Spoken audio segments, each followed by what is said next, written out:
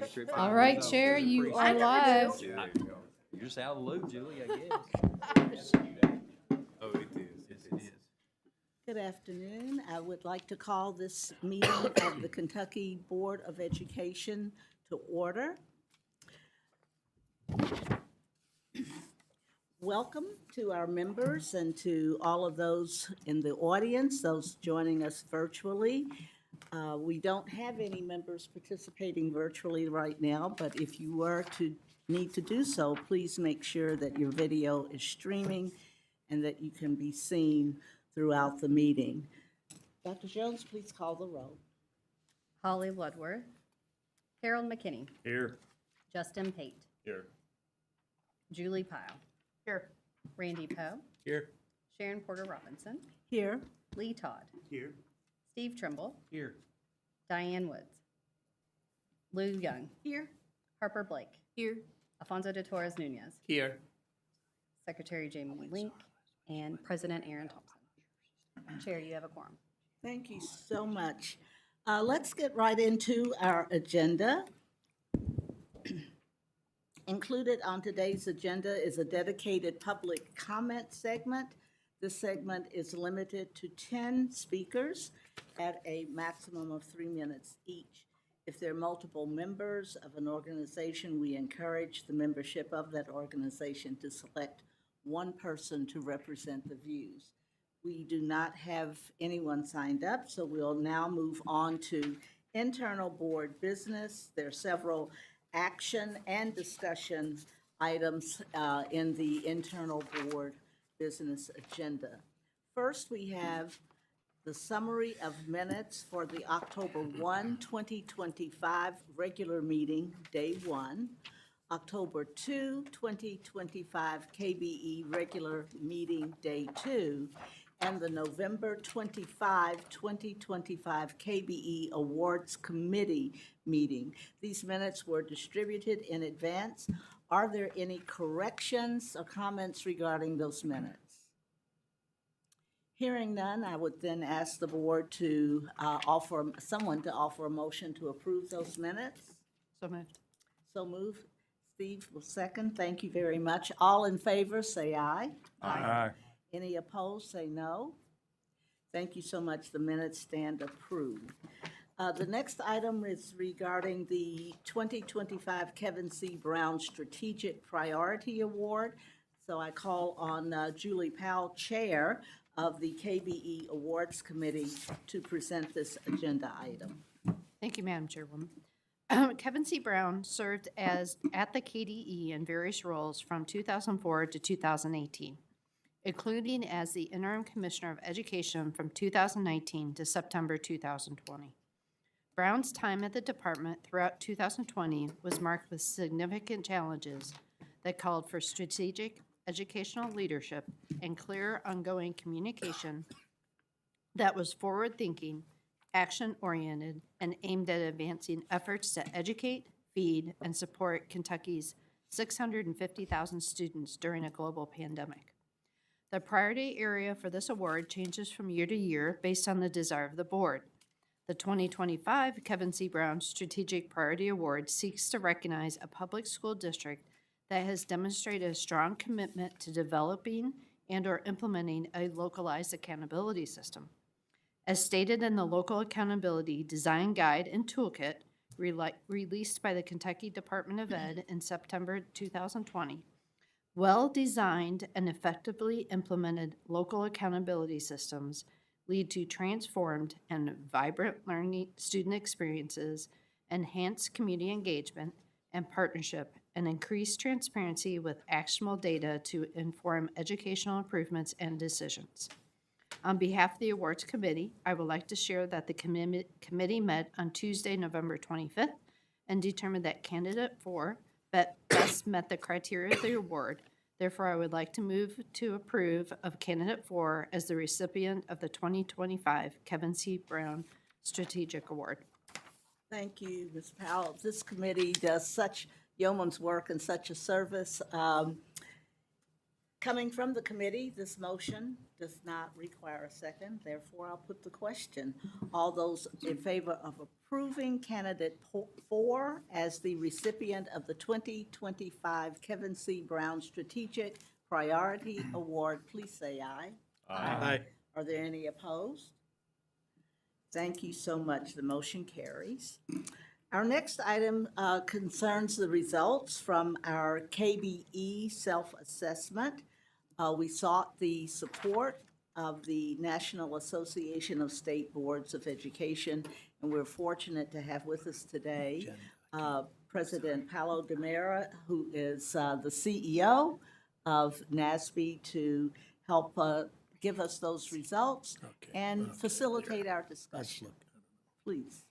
Madam Chair, it's an extremely wonderful pleasure for me to be with you all today. As you can imagine, as the president of the National Association of State Boards of Education, there's nothing I enjoy more than being with the State Board of Education as they convene and conduct their business. I had the great pleasure of sitting in on earlier today the High School Transformation Working Group, which is sort of maybe a creature of this board, but a creature of the state that is dealing with a project that is near and dear to NASB's heart. In fact, we initiated the network of 6 states that are working on high school transformation, so it was a pleasure to see that work manifesting itself in such a wonderful and powerful way. Truly, you all are doing some great things here in Kentucky.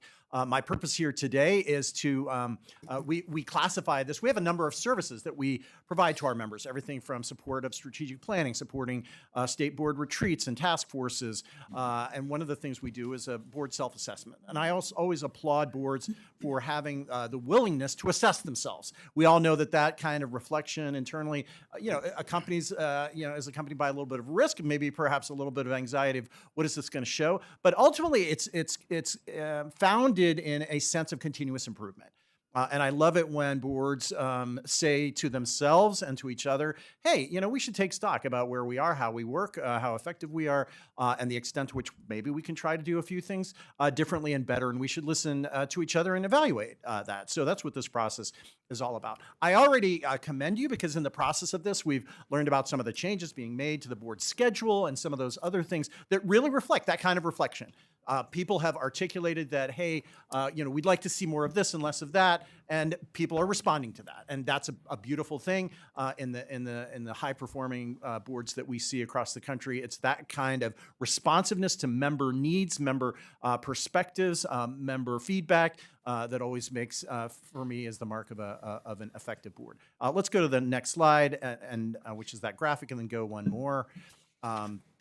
One of the things I always do in a presentation like this is couch it in terms of team effectiveness. And we use this particular model. It's called the GRIPPY model. Some of you may be familiar with it, but it's built on this pyramid where there are these 4 elements: goals, roles, processes, and interpersonal relationships. And if you think back to any particular team experience you've been involved in, you can typically find the way that this graphic fits into that, right?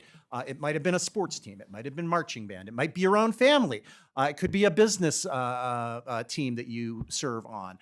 The importance is that there's cohesiveness around the goals and visions of the organization, that people are clear on the different roles that they serve, and there's an understanding of what role each person plays. There are clearly defined processes for communicating, for decision-making, for dispute resolution, dispute management, and fundamental are the interpersonal relationships. A lot of times people hear interpersonal relationships and things like trust and mutual support, and I love the third piece, which is genuine friendliness.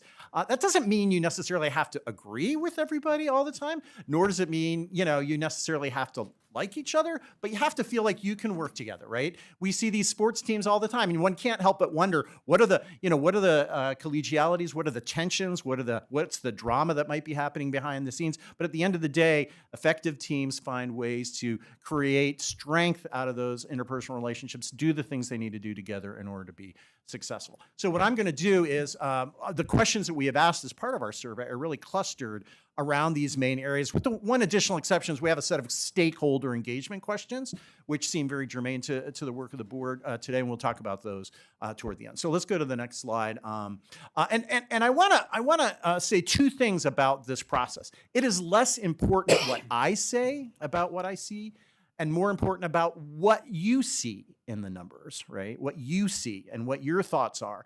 And especially those of you who offered, and we really appreciate people who, respond to the open-ended questions about, we really do this well. I'd like to see us do more of that. Because I think those are the nuggets of productive conversation that lead to the kinds of things that is really this question here.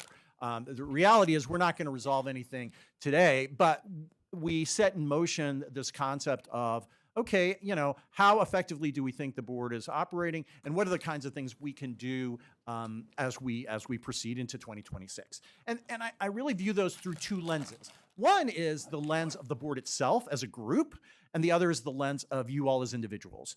And I'll make reference to that throughout my presentation, because a lot of the things that make for a more effective team is sometimes a self-reflection saying, hey, I know that I have this personality trait, and I know other people have different personality traits. I'm going to do what I can to engage more, or come to understand people's perspectives, or help drive connecting with other people that have an interest in the work of the board, or what have you. So I encourage you to keep tabs on your own perspective about yourself as a member of the board, and about the things that the board does itself, with ultimately a sense that I was just recently in Illinois, and they came away with a few things that they wanted to work on in the upcoming year, and it was like, not major things. It was like clarifying their protocol for dealing with the media, refining how their committee structure works, and the sequence of events around committees. Little things, but that ultimately came out of respected and appropriate feedback from their various board members. Let's go to the next slide. So you're going to hear this divided into 4 parts. Our survey, you see the number of questions there. You see the general topics of the different areas, and I'm going to take you through those. I'll digress a little bit when we get to the roles discussion, just to talk about a couple other things that we have been looking at as we do roles analysis, but that should be pretty straightforward. And I would be remiss if I didn't say thank you to each and every one of you for responding. It's important with such a small n size, shall we say, to get good responses so that everybody's voice is reflected, and the varying perspectives that are represented here around the table are reflected. Let's go to the next slide. So we're going to start with goals. Again, go to the next slide. This set of questions is really about alignment to vision and mission.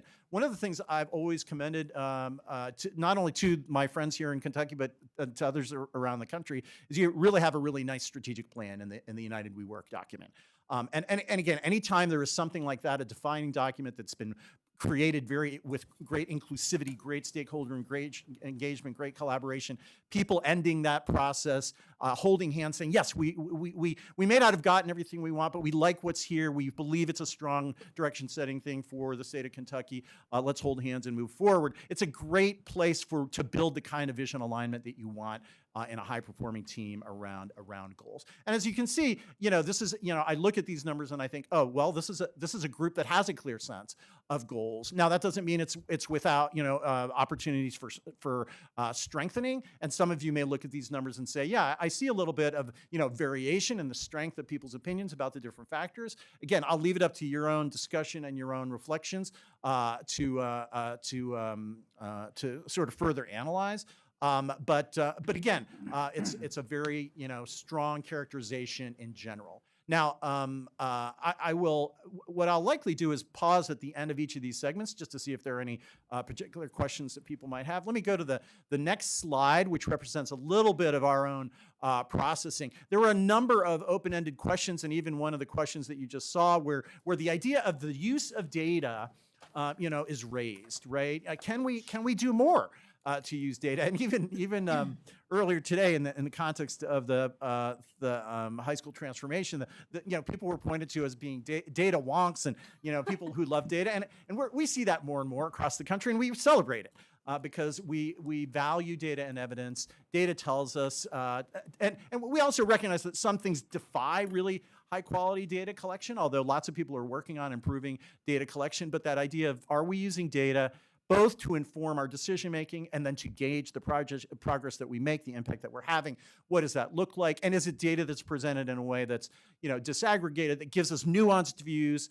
In fact, lately I've been advocating for more outlier data analysis, because I always love to see, hey, this high school is beating the odds. It's got this, in this kind of community with this group of kids, but they're knocking it out of the park. What's going on there? Those kinds of data slices and dices can really be informative to the work of a board. And several of you raised issues about what data is available, what data is used, how it's used, and maybe even are there other data that we need to gather as we continue to drive our agenda forward. And that includes the workforce data in the interest of trying to align better what schools are doing in terms of developing students to the needs of the workforce, and so forth and so on. There were a couple of folks who talked about communications and the way information is communicated, top down, down top. And again, may be fruitful conversation. And it's really incumbent upon each of you, to the extent that you have particular opinions on those matters, to be more precise about what are those things that you find, that could be improvement opportunities, and conveying those to the chair and to others as part of the organization. So a couple of comments were made about aligning the work of the board to other state agencies, as well as, I've already mentioned the issue of data aggregation. One of the things, that I always remind people, especially when we talk about the roles, is the role of the board. It also sits in sort of the education ecosystem of the state, right? And you and I both know that that's very complex. The governor cares, the lieutenant governor cares. I was thrilled to see the lieutenant governor in attendance at the high school transformation work group. The legislature cares, the associations care, all the schools and their administrators and their treasurers and others care. The general public cares, the media cares, taxpayers care. All these people are different forces that engage in this beautiful sort of tapestry of education policy and practice that we value, and is so important to the prosperity of the Commonwealth and to the nation. And so understanding how you fit into that and your relation to the different pieces and parts of that infrastructure, which many times comes back to stakeholder engagement, but often goes beyond that, is also a key part of the end result of what you're trying to accomplish. So let me stop here. Why don't we go to the next graphic, and then I'll pause for any questions on this issue of goals and vision alignment. So comments regarding these results relative to the goals, vision, alignment. I note in particular two matters that I would love to hear from board members regarding, and that is the degree to which we have identified, engaged, and do so in an intentional way, the various stakeholders who have something in the game, and therefore they deserve our intentional efforts to be involved, and the degree to which we need to do a better job of making visible, making transparent data associated with decisions. Now, we're going to talk a lot today about data regarding our results and evidence about the results of what we do, but we want to have the board be confident, and therefore have the public be confident, that we have consulted the appropriate data sets and the interlocking analyses and relevance of the data that are available, even to the point of identifying more data that is needed, that we are intentional about data. So I really hope that we have further discussion and illumination on that point, because that is the key to integrity. So we do not take it lightly, even though, it's a small percentage. We need to feel confident, and we need everybody to feel confident. So don't hold back. When do they hold back? Yeah, like I need to say that to this group. Further comments on this? I do have one question for Paolo. That last bullet, state stakeholders understand and support board's mission and goals. I was one of the somewhat agree on that one, and I based my answer on the people that I talk to and hear from in terms of support for the board's mission and goals. But I understand that there's fault in that logic, in that probably a lot of the people who might not support the board's mission and goals Don't aren't talk to you. texting me, Yeah. right? So how do you, I mean, I feel like there's some notion here that we should be more intentional about public data gathering around the effectiveness of the board in that regard, perhaps. And I don't know what that looks like. And I don't know if there are states that do that well. Madam Chair, Member Young, you raise a good point, because I think a lot of times boards struggle with just even public awareness. Generally, the closer people are to the education ecosystem, the more they understand the board. You've got people in attendance here or watching online. They kind of know what you do and how it impacts them. But the broader public, often it's obscure. In fact, many times when I introduce myself as the National Association of State Boards of Education, people think of their local school board. Yeah. They're likely to know their local school board more than they might the state board in terms of its responsibility. So in some ways, it's a constant kind of challenge to help people understand and make them aware of the work that the board does. Although it's really the work that's more important than necessarily the entity Awareness that of it, does the yeah. board. So many board members and boards are very humble in terms of it's not about us; it's really about the work, right, and the students. I think it's one of those issues of more the key stakeholders and how much they understand and are in sync with the vision. A lot of that comes from the process of developing the vision and how people have been involved. Because I think even then, if people feel like their voices have been heard, or even if their voices have an opportunity to be heard in the day-to-day business of the board, that's valued. Even if things may not necessarily go in the way that every which you're always going to have those situations where not every stakeholder can be satisfied. And coming on the heels of 3 or 4 years of Kentucky United, we learned where we did intentionally engage a broad set of stakeholders. I think I felt more confident in that answer, but I completely understand why two people said, I don't know. Yeah, I exactly. think it's a legitimate response. Yes, yes. Right, exactly. Randy? Yeah, well, I would just add to that too, and I'm not sure what I responded on any of these actually. But but since you brought this up, I think some of that is that we support our mission and goals and we support communicating those. But who we're communicating to doesn't necessarily want that communication because they already have their mind made up on certain activities. That's the way I look at that, because you can't satisfy everybody, as you just said. So the question is are we doing an effective job of communicating our goals and visions to those stakeholders, like the legislature and the others? Some will be acceptable and some will not be. The commissioners went out there and done a great job this year communicating, but I'm sure you get a lot of questions from some of them on local accountability and whether they're there yet or not. So, that's the way I take that. Yep. So I don't really fault that as a weakness or something, because sometimes it's what the other person is viewing the receptor of that information. Yes, I think that's fair. And again, Member Young, back to your Because it's question that about support. It's not understand, but support. Right, you know. right. And in some ways, a little bit two different things. Right, It may behoove you, and you may already do this from time to time, to survey your major stakeholders. I usually think of a state having, anywhere from 30 to 40 different associations or whatever that have a more direct interest, and just asking them questions about, do you feel like you're getting the information, whether you support it or not?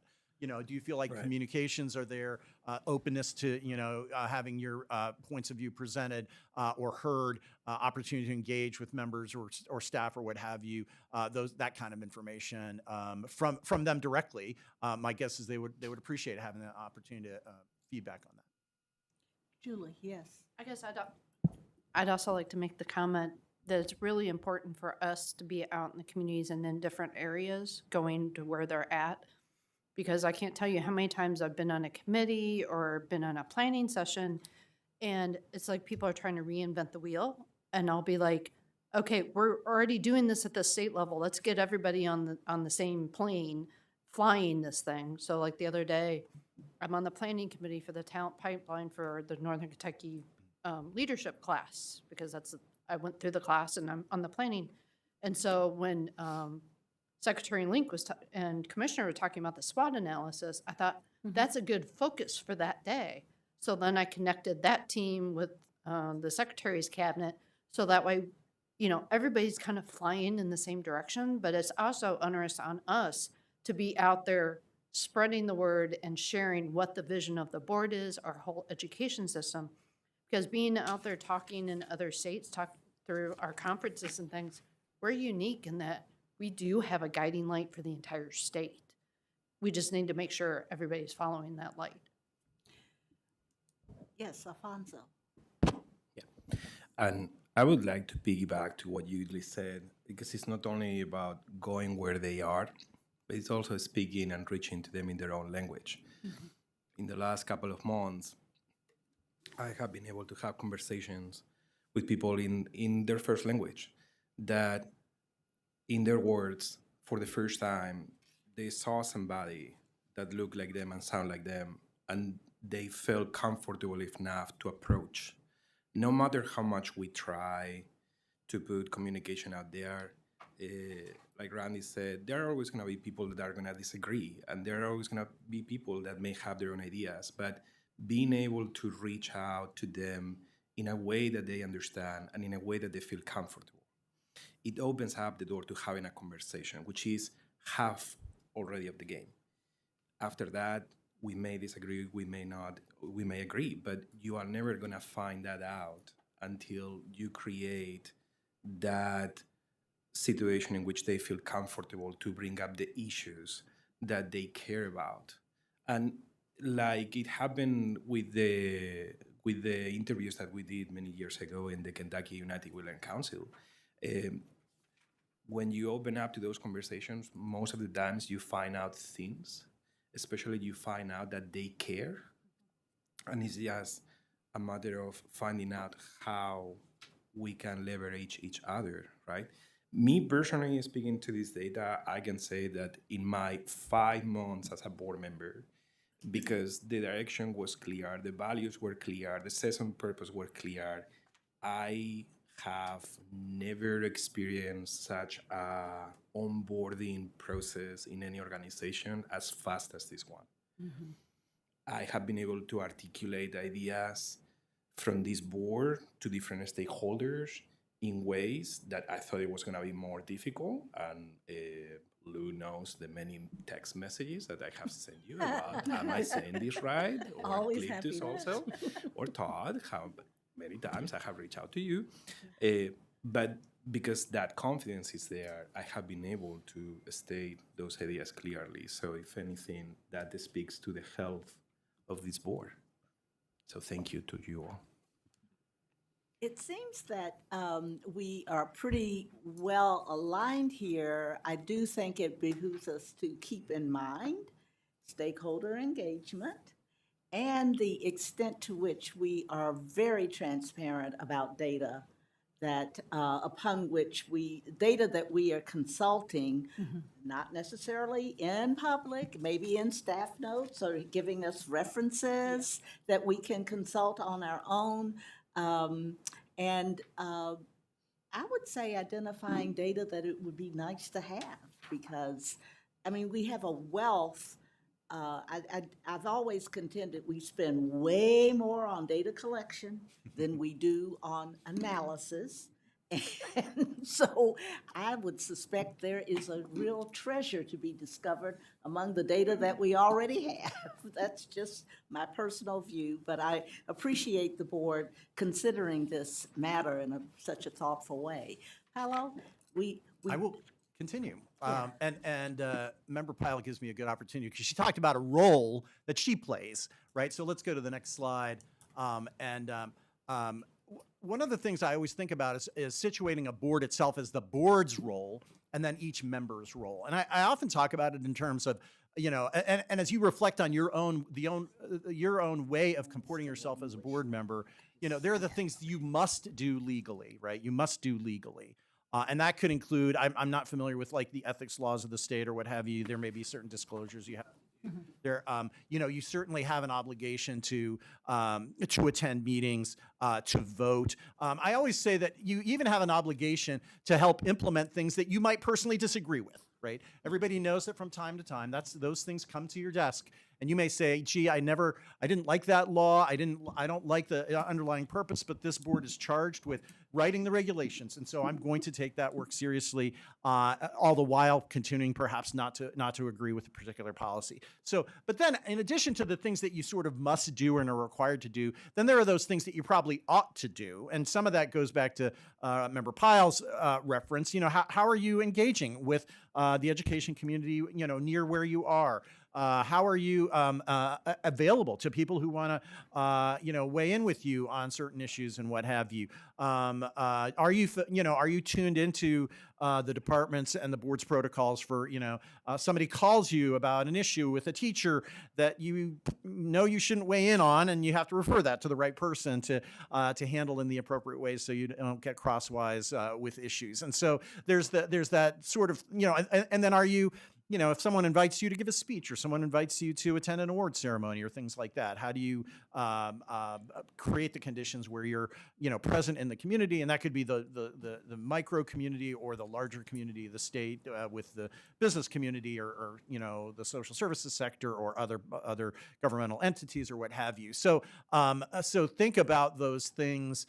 And your own role and your understanding of it, and don't hesitate to talk to each other about the things that you're doing to either serve as examples or to help answer questions like, is it really appropriate for me, to do this thing or that thing? Because again, not only do you have each other to rely on, you have staff, especially, if there are issues of legality or appropriateness or what have you. You've got staff and the chair and others and the commissioner to advise you.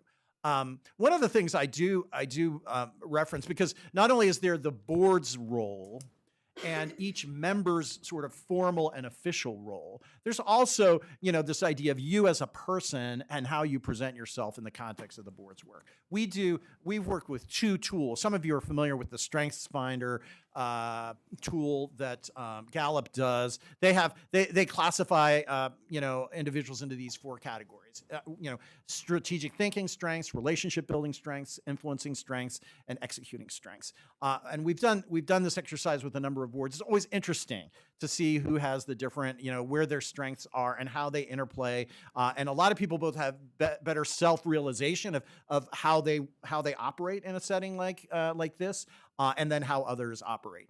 The other tool that we use, we can go to the next slide, is the Enneagram. Some of you may be familiar with Enneagram. It's sort of less used maybe in the business circles as it is in others, but they have these nine sort of attribute centric areas. We did this with the District of Columbia board recently, and it was interesting, very interesting to find where people were in terms of their natural dispositions, what they had on their board, what they didn't have on their board, and how that sort of was kind of an aha for some people. But it not only sheds light on the various dynamics that may be taking place within a board, but it also helps people understand what are the gaps that ought to be. If you don't have somebody who may be the skeptic in the room, who can serve that role when it's necessary to be skeptical, or somebody who's more of a peacemaker. That was the interesting thing about the District of Columbia. They didn't really have a peacemaker, and sometimes you need that person to kind of be the one to kind of broker those middle grounds or what have you. And so it's a fascinating undertaking. Let's go to the numbers on this section of the. Let's go ahead into processes. I'll take that up because we'll hit the roles piece also in interpersonal relationships. So our processes questions, you can go to the next slide, are really designed around things like your meetings, your protocols. Is there enough time? Are you getting agenda materials out, timely? And again, these are really strong numbers. I think there was also a number of people that made reference to the changes that are coming up for next year, where you're adding the virtual work sessions in between the regular meetings. Again, invariably, we see boards with, differences, meetings are too long, meetings are too short. We focus on the right things, we don't focus on the right things. But again, there's generally some, good cohesiveness in these areas. A couple places where there's uncertainty about process. I always encourage people, if you're really not sure about a process, ask Liptus Ann, ask the chair. Someone knows and will be able to answer your question to your satisfaction, so that you're not living unaware of, what the right protocols are. So again, I'll give you a chance to just process this data a little bit. I'll go to the next slide and give you a few takeaways. Someone made the comment about too much focus on technical issues and more time on adaptive issues. I love the reference to Ron Heifetz's work. I too am a big advocate for adaptive strategies rather than technical. I do though take the opportunity to point out to folks is that at the end of the day, the statutes charge you with some very technical things that you have to do. I see that, when I saw your agenda, I saw, well, here's the consent. That's what consent agendas are for. Some of the technical things that you trust the people who are actually doing the analysis, making the decisions. Occasionally you might pull one aside because you have some questions, but a lot of technical things. Sometimes you can convince the legislature to get you out of that, or charge others with just doing it and not necessarily cluttering the agenda with it. But by and large, there's always going to be a few things.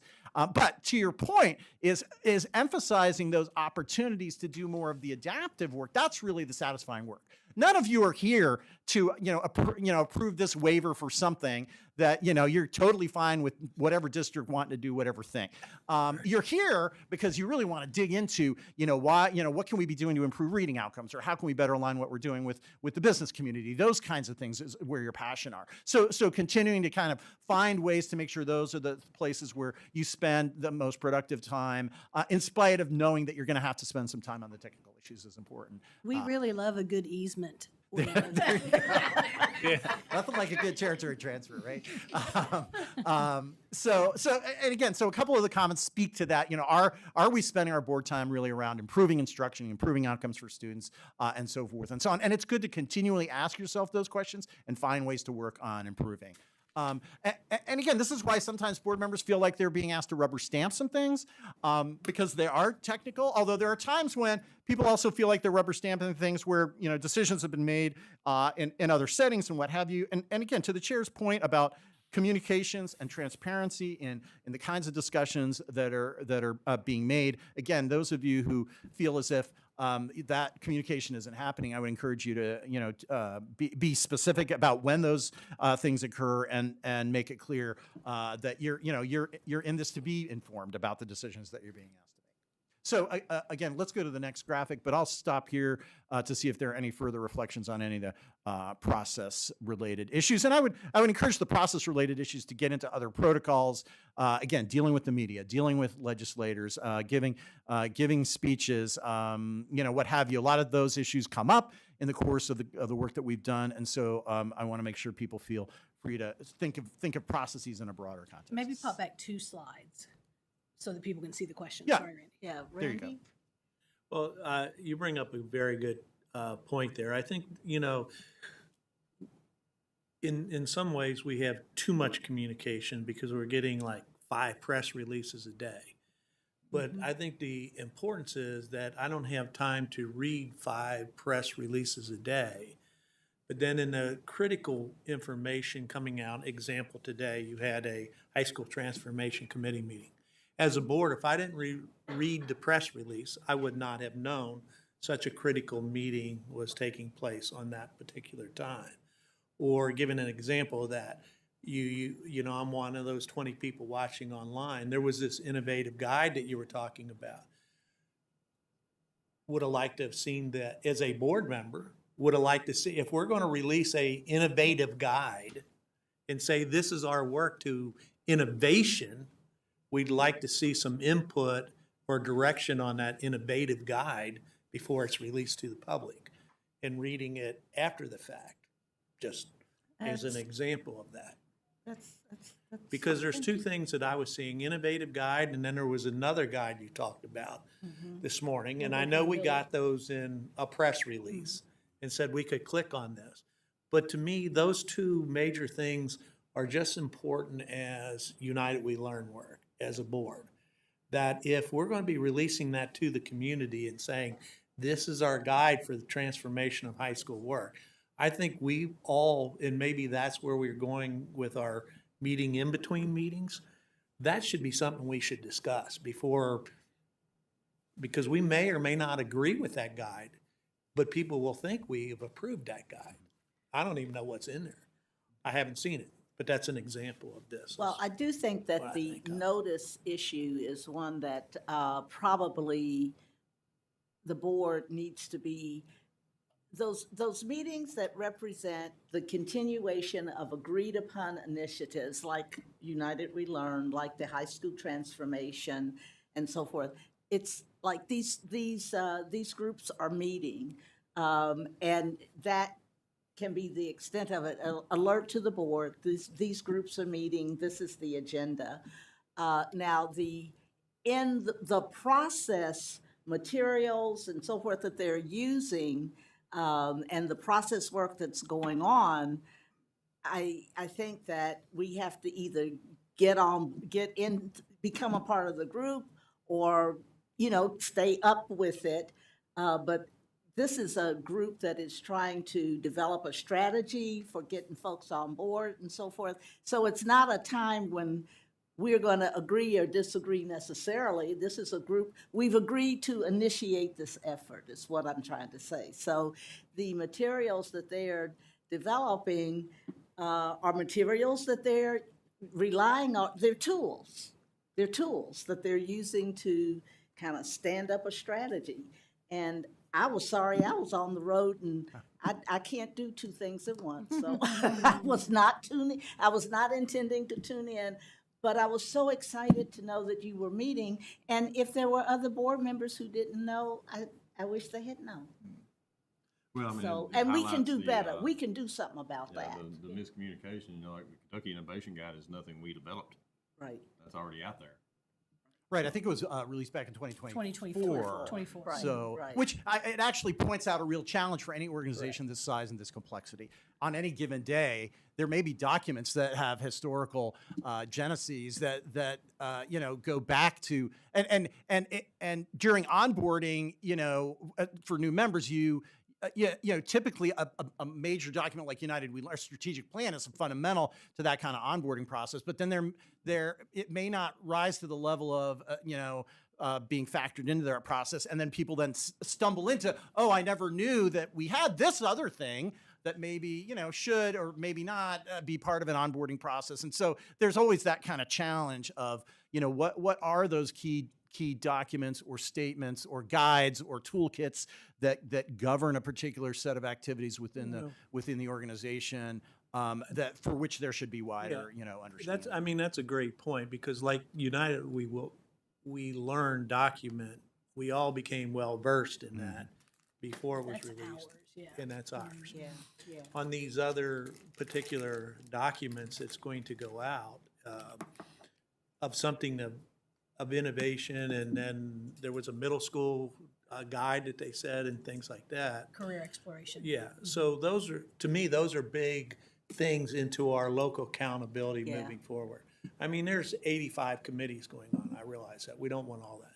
But when it's a major in relationship to United We Learned, I just think that was a great example of this. And like I said, I don't even know where I answered on these things right now, because this was a few weeks ago. But I think that I'm only commenting because it was a great example that you brought up. And to us, when people will say, you release today and you say, we're going to follow this innovative guide.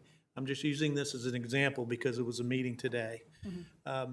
Here's an innovative guide. And then you refer to, Commissioner, in our February meeting, we're going to talk about 2 and 3 points. You did the first one, and now we're going to talk about 2 and 3.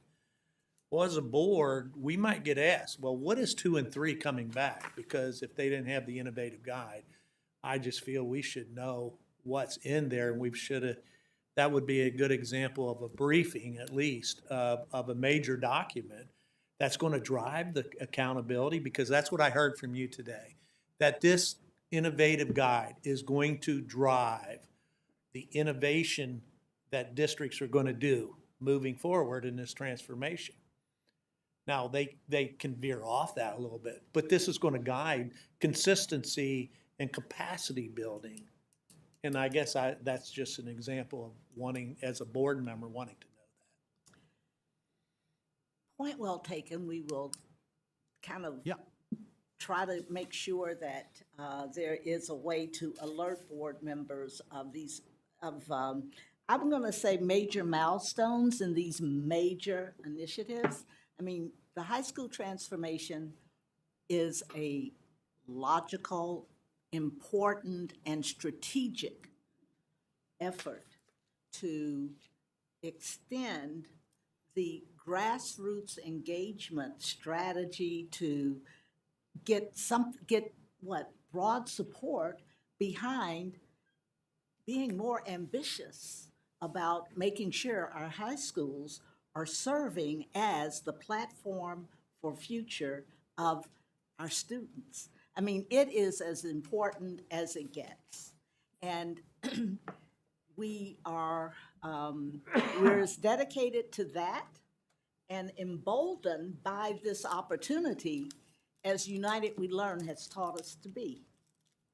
And I would, I just want the board to know we take that point very seriously. I think that we are really going to make sure we all have a chance to be on board to the extent that we can, because everybody on this board has at least one other job. At least. And I am always impressed, amazed, and thankful for the extent of the contribution our members are making, because they do pay attention. And we're going to give everybody a chance to attend to those things that are close to you, that you're passionate about, that you want to contribute to. If we didn't do that, we would not be taking we wouldn't be paying respect for the talent that exists on the board, and I think the willingness to contribute. So we're not going to let that happen. Thank you, Randy. Julie. So I have a question. Can things like the high school transformation or the cool council things go on that calendar that we have access to? Yes. Like the big important, not every single committee Right. meeting, but the big important ones? Yeah. Because like Karen knows, like I'm all in on the United We Learn. I was on the original committee on that. But I have to go through and search through documents to find when the dates are for the Yeah, convenings to put them right. on my calendar. So if there can be a place, at least the big ones, because I know I pestered Lipton a couple times because I kept losing the link for the calendar. But if we could have a central place for that, to me, that would be helpful. We can do better about that. I mean, I need a lot of help with calendar stuff too, and so I really appreciate that point. I also understand Randy's point. I'm not misunderstanding when I say we do have a whole set of colored innovation guides that Taylor can share with you guys today if you haven't seen them. So I know that you're using that just as an example, but it really is a great guide, and we can get those to you guys today. Point well taken. Why don't we go to the next section? Yes. Although I do want to say that the last question on this list, the board is served well by the SEA. It's really nice to see such really strong numbers on that, because again, it's just reflective of the great team that you have at the SEA and the great working relationship between the board and the SEA. So this last element is interpersonal relationships. We ask a small number of questions about collegiality. We can go to the next slide and just take a quick look at those. One of the things I always say about interpersonal relationships is I always ask members to just look around the room at each individual who sits, with you as a fellow board member, and just ask yourself, how well do I know this person? How well do I know this person? It's that idea of genuine friendliness. When I was the state superintendent in Ohio, I had members who were farmers. And we would engage about the weather and about crops and about commodity prices. Somebody who's a business person, I'd say, how's it going? Are sales looking good? What's your Christmas season looking like? People who were, engaged in education pursuits or what have you, I would always find ways to connect, because again, it does two things. One is reinforces that you've got a broad perspective of, good, people who care about the quality of the schools in the Commonwealth, and who come with an interest of ensuring that every student gets a great education each and every day. And yet they come with, many different, perspectives, histories, circumstances, and what have you. And it is worth your while to identify them in ways beyond the fact that they sit with you at this table every other month. So I encourage you to do that because it then supports the kind of collegiality, consensus building, and civil discourse that you want to have in the context of a state board of education meeting or the work of the board. Let's go to the next slide that has the numbers. Again, these are really strong. And again, this is sort of the things that you want to see, that you have effective collaboration, that you can reach consensus, that there's a sense of nonpartisan approaches to the work of the board, that you're able to make decisions effectively, and that you individually feel like you can engage in conversations and discussions. It's really that last point that probably has a little slightly weaker sense. And again, I always it's hard to dissuade people if you feel sort of intimidated, but the sense I've gotten from those of you that I've interacted with and the other times where I've seen this board work is that people generally are not hesitant. And I would encourage you to make yourself known, make yourself heard, make yourself understood, and without fear of retribution or anything else like that. So let's go to the next slide. I think there might be a couple of takeaways around here. There were many open-ended comments that were very complimentary of the board, the culture of the board. In Illinois, we talked about the vibe of the board and what have you. So again, here sometimes surface these issues about the nature of the discussions of the board and the meeting structures. And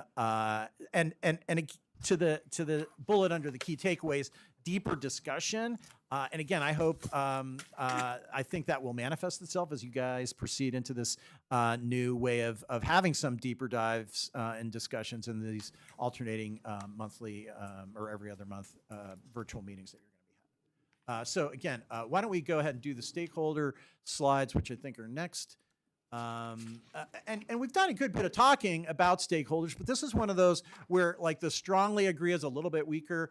Overall, the agree column is pretty good, but we already have had a pretty decent discussion about continuing to and I would describe that you all do a really good job in terms of stakeholder engagement. There's always room for improvement, especially the comments that's often surface about people who aren't well represented, that you don't see, right? You know who you see.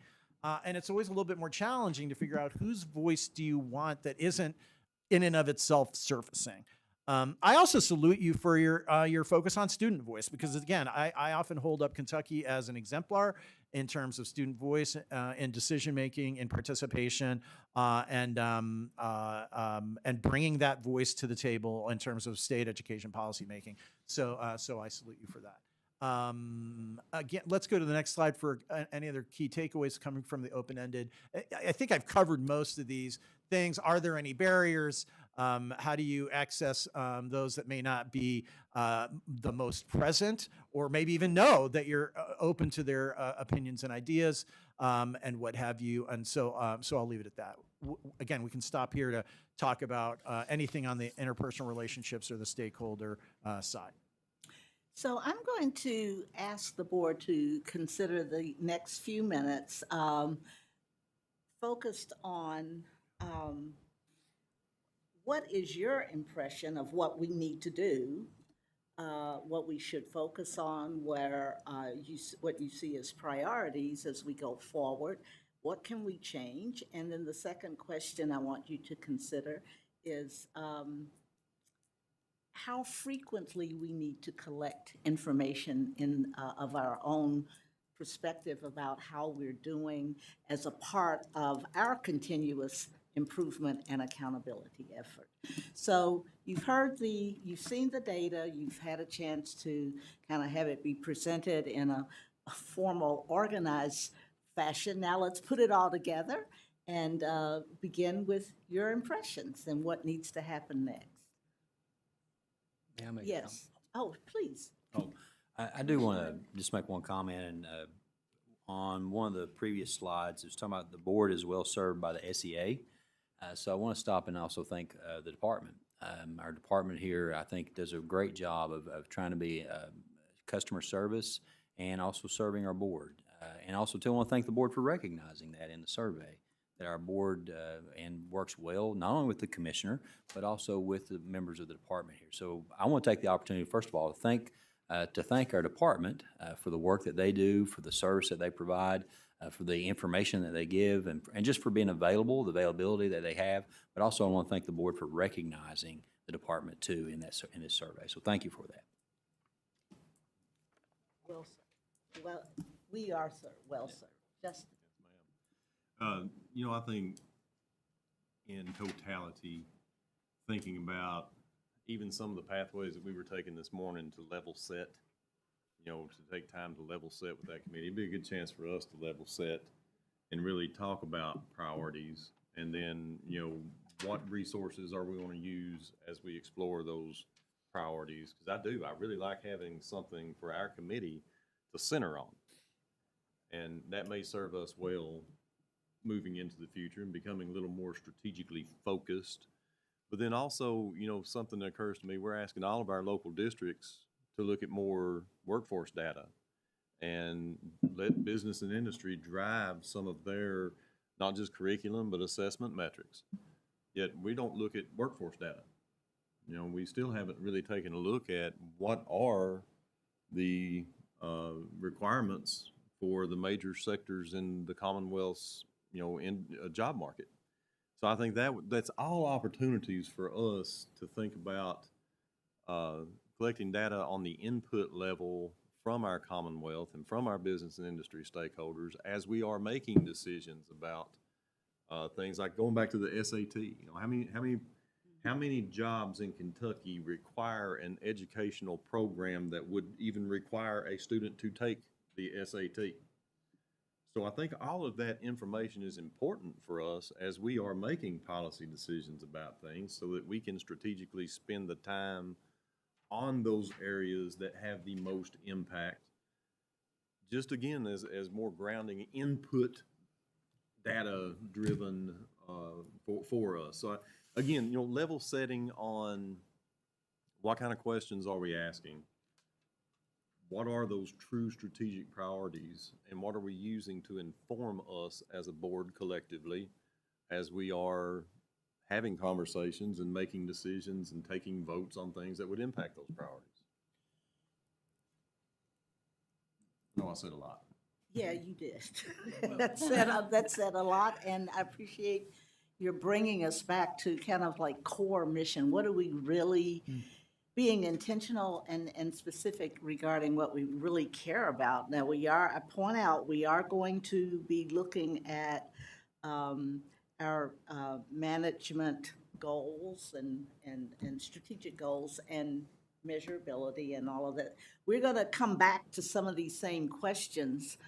And I do think it's an interesting time to kind of pause and be reflective so we can be intentional, as we've got one major initiative that is continuing at a very important milestone, and at the same time we're bringing forward yet another effort that is in fact also systemic, and they are interrelated, and we do want to make sure we're keeping it all in mind, and we have some confidence that we have the capacity to keep it in mind. So we'll be having some other discussions that kind of give us a chance to recognize the scaffolding that is required to maintain efforts of this nature. Again, brought to us through the assistance of the department and in support of the board's ambitions. Do we have the right ambitions, Lee? Yeah, I think keep our eye on what is the goal we're trying to do with our students. And I think when I looked at the last test scores we had, and I noticed in the response to the CT academic proficiency in science, math, and they lead into the comment that the school year achieved proficiency in the challenging state academic standards. But they're just the state academic standards. They may be challenging, but you don't need to say, you know, they're not they're too challenging. And when we saw the science data, and you can hear me say this before, I really think somebody ought to dig into where are those 6% of the kids who did grade high in science? And why did they grade high and everybody else grade low? So I think it's a dive into what are we trying to achieve? We're trying to achieve people to be in the present day workforce, and they're down that level. What can we do to assess that and see what the need is? You know, I'm not totally I don't think we should educate students to say you do this and you get this job. I think you got to educate them to be survivors in the workplace, have the skills that need a good life, and then give them the things that they need. But I am concerned somewhat with some of the things we're doing is we're targeting these kids too tightly to say, if you go through this advanced technology center, you'll be able to get a job like that. I'm not sure that's the case. So there's some discussion, I think, to try to look at what we're doing and what is happening. And I'll say more about that in a few minutes. I've got another thought. Yeah, I do think that there's a craving for more understanding of the impact evidence and more discussion of that. Other comments? Harold, did you? Better to be silent and thoughtful than open my mouth and remove all doubt. Hardly.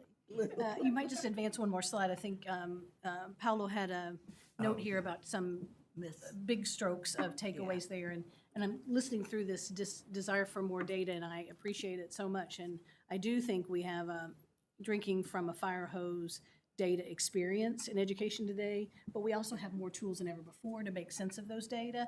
So for me, I think the larger question for us as a board is to think about how we need to be more disciplined in our inquiry, how we can really get clear about the questions that we are asking and answering, because we can chase every line, every set of data that comes out to us, and many of those should be chased, absolutely. But I think we need to be really clear about the lines of inquiry as we move forward. So that may be a way that we frame this question, and then think about how we use those additional virtual meeting dates to really go deep. And that's what one of my takeaways from the criticism is, that we're trying to do so much in the drinking from the fire hose that we are too shallow in the way we spend our time around important issues, which leaves people feeling dissatisfied with the depth of discussion.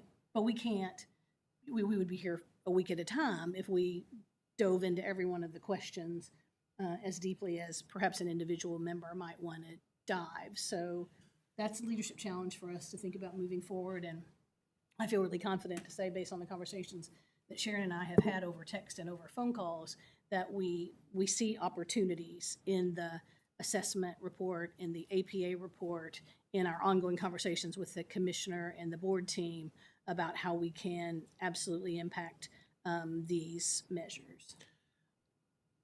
Randy? Yeah, you brought up a good question that I've asked in the past, and I guess that's where I think the communication from the disconnect of some on the board, I'll just speak for myself, is that you two, for example, the board chair, and which you should, you have more communication with the commissioner, but we as the rest of the board never know what that communication is or what is coming from those. So like, for example, I'm sure you discussed the upcoming committee and like the innovation, the rest. High school transformation? Yeah, that or whatever else you may have on your agenda, but the rest of us do not know what those are. So that's where the individual questions come in. Now, we have been adding a synopsis of those meetings to your weekly notes from the commissioner. Just as a Okay, reminder, that's exactly new where, based on. I guess. Yeah. I see, that's what I'm saying. We have sometimes too much Too much, yeah. communication. That's coming out as something different. That's not coming out as a synopsis of board members to board members. That's coming out as a synopsis from the commissioner Correct. to us. I'm saying from board to board members. That's where, I'm taking the commissioner out of that. I'm saying the communication amongst us is where I think some communication is that's a lacking. good What are takeaway. the important items that you're Yeah. discussing? I don't know if I should be calling you and saying, Lou, I've got this burning question. You need to discuss this with the commissioner, or do you have your own agendas? I don't know what those meetings are. I've been sitting here for 4 years, and I really don't know what those meetings are about. So when you brought that up in June, that's when we added it to the commissioner's note, but it now occurs to me that we might have missed the point that this could be a message from Sharon and me. Right. Two board members. We just added the synopsis, but it didn't come from Sharon. It came from the commissioner. So, yeah, I mean, I think that's Because it's the that's an easy viewpoint fix, yeah. of you, not the Yeah. viewpoint of the commissioner, is what Yeah, I'm looking yeah. at. Right. And Steve? You know, sometimes we all tend to always look at the negative part of things, and I guess Yeah. that's trying to make ourselves better. If we look at this, 35 questions were asked, and 34 out of the 35 fell between 80 and 100% of agree about our board members and things. And very few had, you know, we had 2 that had 18.2 that was totally disagreed with it, so, which is technically 2 people. And so I think looking at the positive side of it, we got an excellent board, and I think that we get along great, and I think we got good leadership guiding our board. You're the chairperson, vice chair people, and I think with Robbie's weekly updates and things like that, it keeps me informed. You know, we are to take care of the general things, not the daily running of the State Department of Education. So, but I feel like, well, in all, this has really been a positive Yeah. thing here. Not the negative I thing. appreciate that balance. I think that's helpful. How often should we do something as formal as this? We can think about that. I'm not asking for a decision today. We'll bring it back as we're thinking about our other board development processes, and I'll ask you to absolutely make a decision in August when we focus on further board development. But I want to add my thanks for your participation in the process and for kind of being so engaging in the deliberations, further deliberations on these results. Thank NASB for the excellent support in helping us collect this information and analyzing our responses so that we can consider them in not just one framework, but several frameworks of perspectives as we determine our next steps. So, Paolo, thank you so much. As always, we appreciate our NASB membership. It is paying dividends in many, many ways, and recognize a new member of your board. Yes, indeed. Yes, indeed. Lou Young is a new Yes. member of your board. And thank you so much for giving me the opportunity to be with you today. It's just a thrill. Keep up the great work. We hold up Kentucky in many different ways for the great work that you all are doing, including the great, sort of vibe that you have as a board. So I continue to wish you the best, and we're always here should you ever need our services. Thank you. Thank you so much. Chair Robinson, for new members, I might add, just in terms of that frequency question, as you think about it, this is the second board self-assessment we've done in 6 years. So that's where we've been heretofore. And you may recall that in the auditor's report, they did ping us for not conducting regular self-assessment. So something to think about as we perhaps codify that into policy. Thank you so much. Before we move to the next agenda item, I'm going to ask the board's indulgence to round back and provide yet one more opportunity for public comment. We have 2 representatives here, Brandy Dunk, is that right? And Olivia Tipton. Ms. Dunk comes here to present regarding bullying issues, and Ms. Tipton is going to address equity issues. I'd like for you both to come to the table, and we would receive your public comments. And thank you for making an effort to be here. I don't even feel any apology is due that you were not able to be here at the opening of our meeting, but we're happy that you're here safe and sound and ready to share with us at this moment. So, Ms. Dunk, Brandy Dunk? I think it's on. It's on. If you just Okay. start talking. Okay, thank you.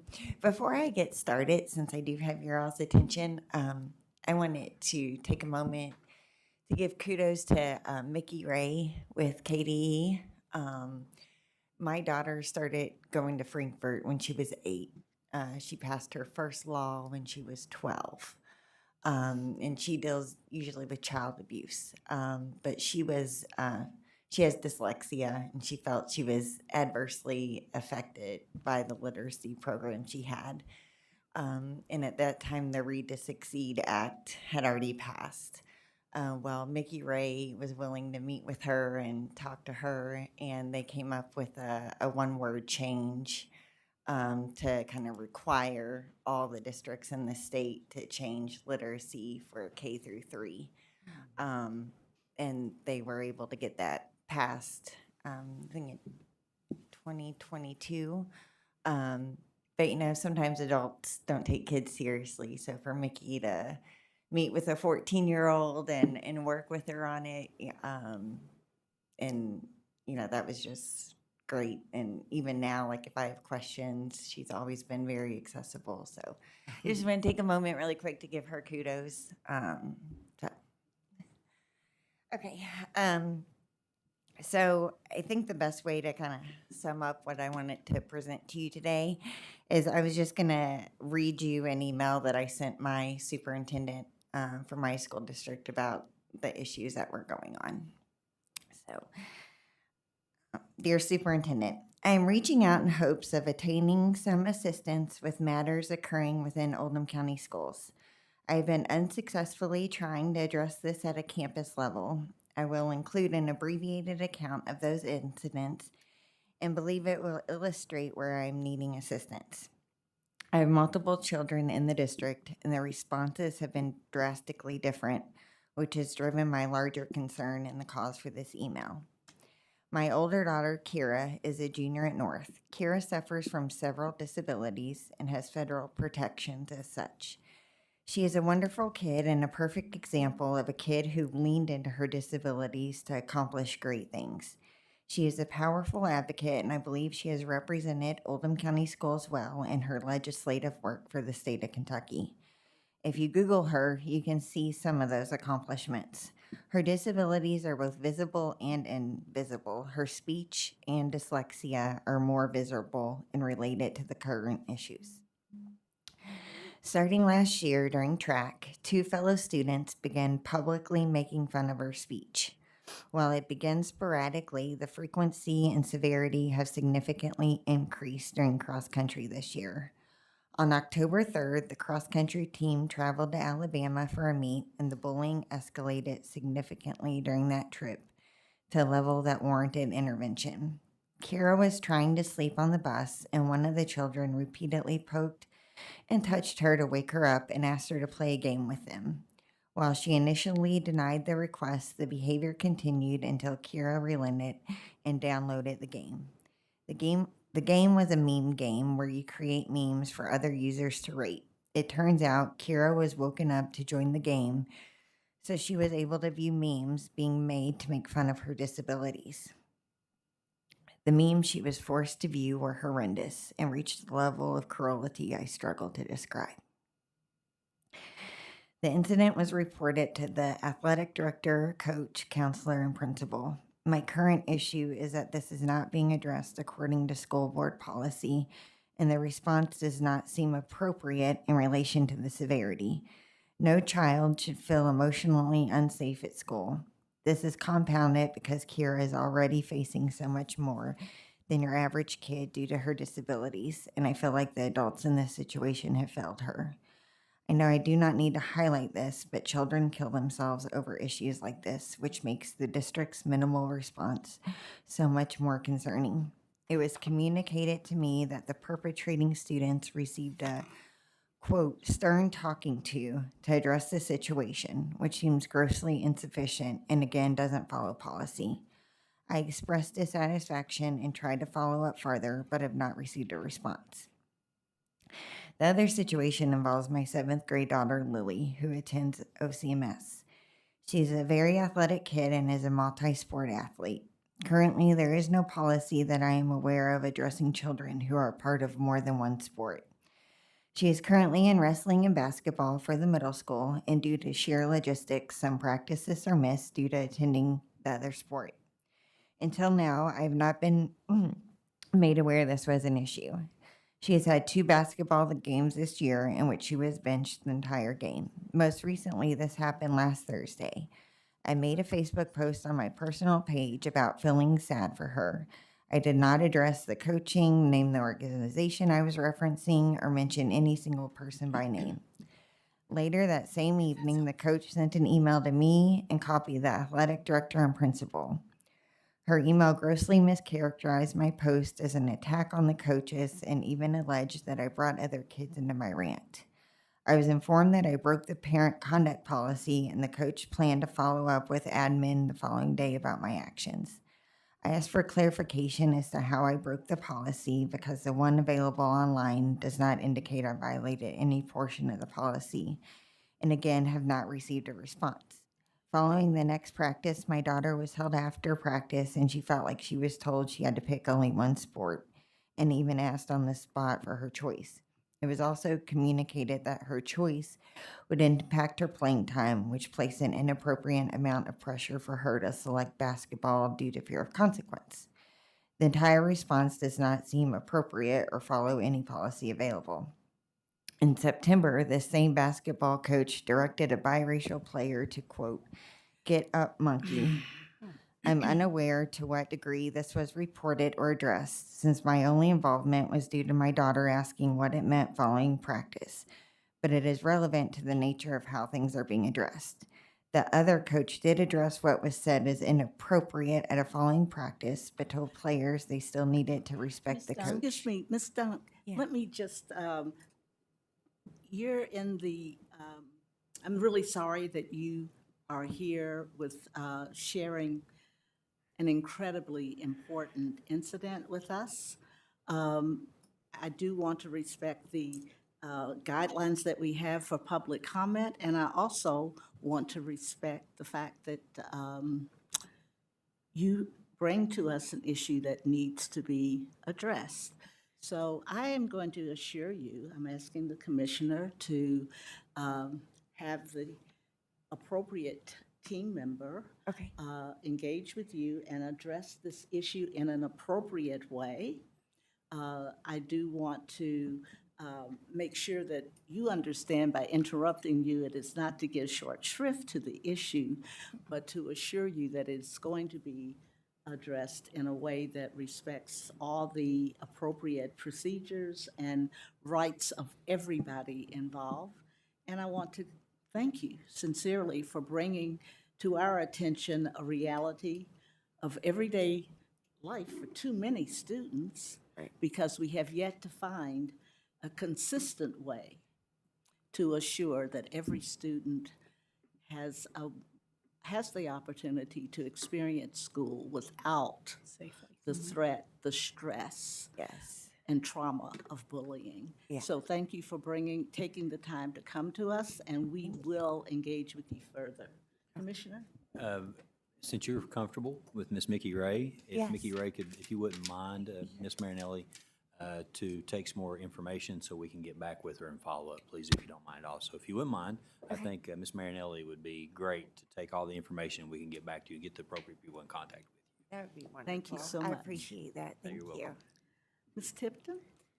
Okay, I'm going to attempt to address maybe some overlapping issues, but on a much higher level, not detailed in that matter. The reason why I felt like it was appropriate to speak here is because when I was looking at the 25-26 goals for you guys, the very first sentence on there was that you are dedicated to ensuring equal access, opportunities, and advancement for every student. Listening to your conversations here previously, I think it was a privilege given what you just said on how frequently that happens. The conversation that just took place amongst board members has left a very large impression, and that was impressive. I like to just acknowledge that it's very comforting to know that we have people who genuinely care about our students here working for them. So I thank you for that. It is the every student that brings me here today. And oftentimes it's those smaller groups of people that get impact that get twice as hard. And to kind of echo what I think was starting over here was one of the biggest struggles as parents is that it's a very hard to actually address some of these issues, and there's a lot of roadblocks. For instance, every single person I've spoken to at KDE has been incredibly polite and wonderful, and they all return emails, which is actually quite the compliment. But with that, I have received a lot of like, well, we can't really help with that, or we don't have the authority to enforce that. And so what it has created is kind of a round robin for people for reporting. And the end result is really that you can't get correction without having the resources for an attorney. And what I mean by that is, on a high level, I've reported discrimination to students with disabilities and made multiple attempts. And not only did the retaliation starting, which, included even my daughter's personal information being leaked publicly and violating her FERPA rights, but I also tried to address the SPDM councils, and I think that is something that would be relevant to you guys because the decision that I am talking about originated in the SPDM council. I ultimately hired a advocate who is a prior superintendent in Kentucky, and his doctorate dissertation was in SPDM councils to help me, and even he has been unsuccessful getting help. And after being told repeatedly nothing is wrong, I ended up filing open meetings violations, to which the district attorneys responded saying, yes, all 120 of those that you filed is founded. 120 is a rough estimate. I was just trying to show that we are just completely in violation of what was happening. And my point here today is not to drag the district, because quite frankly, they are doing incredible things up there. And I don't want that to discount from what's happening. What I'm asking for help with, or things to consider as you guys move forward, is to help point out some of these gaps. Because when we have a situation that we are just, like when the intention at SPDM councils is not being implemented and it's not, going from there, when you go to all the different agencies that should be responsive, there's not really anything to be done. And the remaining one would be EPSB. But EPSB, one, you cannot file anonymously, which when given the amount of retaliation happening, that's a real serious concern. And then two, you have to file on educators individually. So you have to file those each in. And so like under my circumstances, I've got, a significant amount of evidence, and it impacts multiple teachers, right? And prior to getting that high, we had already gone all the way up the chain. So the number of people involved, it's really hard to tackle. So people are leaving the district left and right because of this that's happening. And again, many are now turning to things like open records, which is, and this is also relevant to you guys because we're not getting access to our children's educational records. And if you ask for them, and the result of that was they publicly shared my child's information, and they've done it multiple times. And there's no recourse, and the Attorney General has declined to address that. So again, Ms. Tipton, this is yet another of the stories of somebody's reality, a child, a precious child. So we don't take it lightly, and we take very seriously you're presenting us with a real view of the reality of the constant struggle for equity and access for some kids. And the struggle is there for lots of kids. Those stories and scenarios may be different, but the impact is the same. Frustration of the student in the midst of denial of opportunity that we know should be available to them.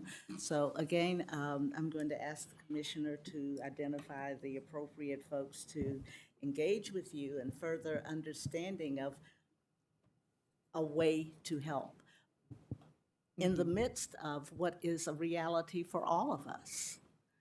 And something so precious is something that we have to be willing to fight for in every way that we can, and we're with you in the fight. Thank you for coming. Can I Commissioner? make a comment? Yes. I'm not going to comment on your specific case, but I hear you, and I don't disagree with you about how you feel as a parent getting a runaround. Because I'm a former superintendent, and I felt the same way when I was a superintendent of trying to help individuals like yourself or others. So I just want to say that you did, to me sitting here, you did move me. And I do agree, and I'm sure that when the commissioner talks and different things, they'll say it's this or they can't do anything. And that is a gap, and that is a frustration. So hopefully, within your gaps, that we can hopefully change some legislation, because I know that you're gonna get some answers, because I've been there and I've fought for a change for 7 years in SBDM law as a superintendent, because I could not overcome an SBDM decision that I didn't like as superintendent on behalf of parents, but I didn't have that choice. So I understand so realize that if you get that response, it's frustrating to us too, the legislative process. But I'm hoping that they can help get rid of some of these gaps, because I share your pain. Thank you again for coming. Yes, Steve, I'd just did like you? to say, I appreciate the attitude that she came with this. I mean, wasn't aggressive, wasn't threatening, very, I Right. appreciate that you can get more done by doing that way than you can the other way, but I appreciate the way you can. Thank you. Yes. And I think a person that we'll get started with is Dr. Tucker, if you wouldn't mind also to meet with Ms. Dunk and Miss Tipton, yep. I'm sorry, Miss No, Tipton. that's okay, no problem. Dr. Tucker will talk with you, and we'll try to get in contact. This may be a Greta Hilton issue, Dr. Hilton, but we'll get the information and then follow up, okay? And again, as always, I appreciate your pointing out the fact that this board's always been focused about access for students and making sure that students have opportunity. So we want to make sure that that's also from the board, from the school district side too, that they have the opportunity to take care of this if they haven't, of course, obviously they haven't already. So Dr. Tucker, if you wouldn't mind, Dr. Tucker's behind you and Miss Marinelli's behind you. We'll connect you with those people and we'll try to take care of it from there, okay? Thank you guys for listening, and thanks for all that you do. It's impressive. Thank you. Yes, thank you. Thank you. Dr. Poe, I'm going to ask you that when you and Steve, tomorrow when we get to board sharing, would you raise the issue of our revisiting at some point the SBDM law? And I mean, it was, at one point, it was the answer to a problem. Yeah. Now, I mean, hey, I was there, I was in the room when it happened. And we celebrated it. But we haven't, I'm not sure if we've looked at it in these times to make sure what it was designed to do in the first place is in fact now being done. And what changes need to be made in order to return it to being a useful tool in the interest of quality education at that school. So please, let's not drop it. Board members, we have a very important opportunity now to consider moving closer to a goal that we had regarding our own accountability. I'm going to ask our Chief Performance Officer, Karen Dodd, and our Strategic Plan Program Manager, Susan Strange, to come forward and begin.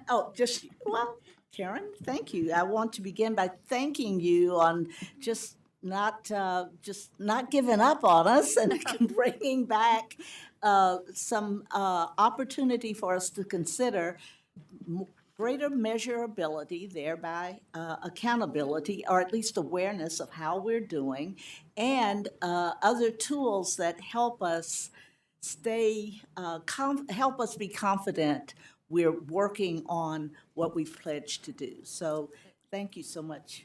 Of course. All right, we can go to the first slide.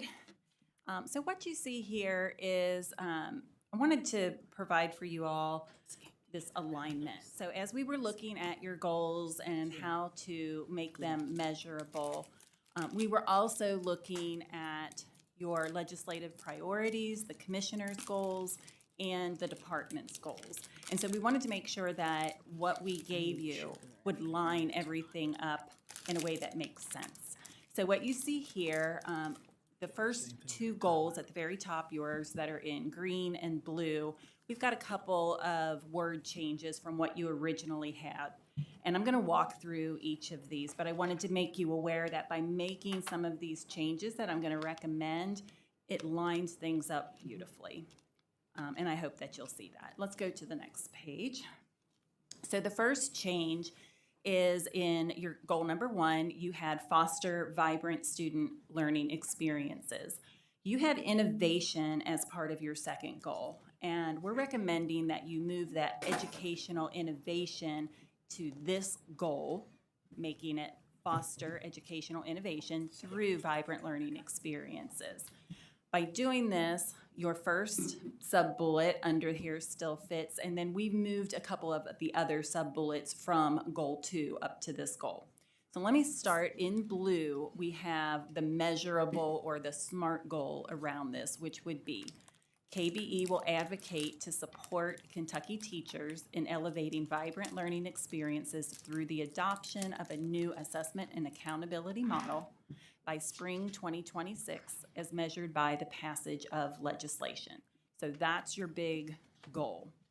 Then the sub-bullets under that, the first one, as I said, is what you already had under there, support educators to design and implement engaging, real-world and content-rich learning experiences that inspire students to participate actively and apply their knowledge meaningfully.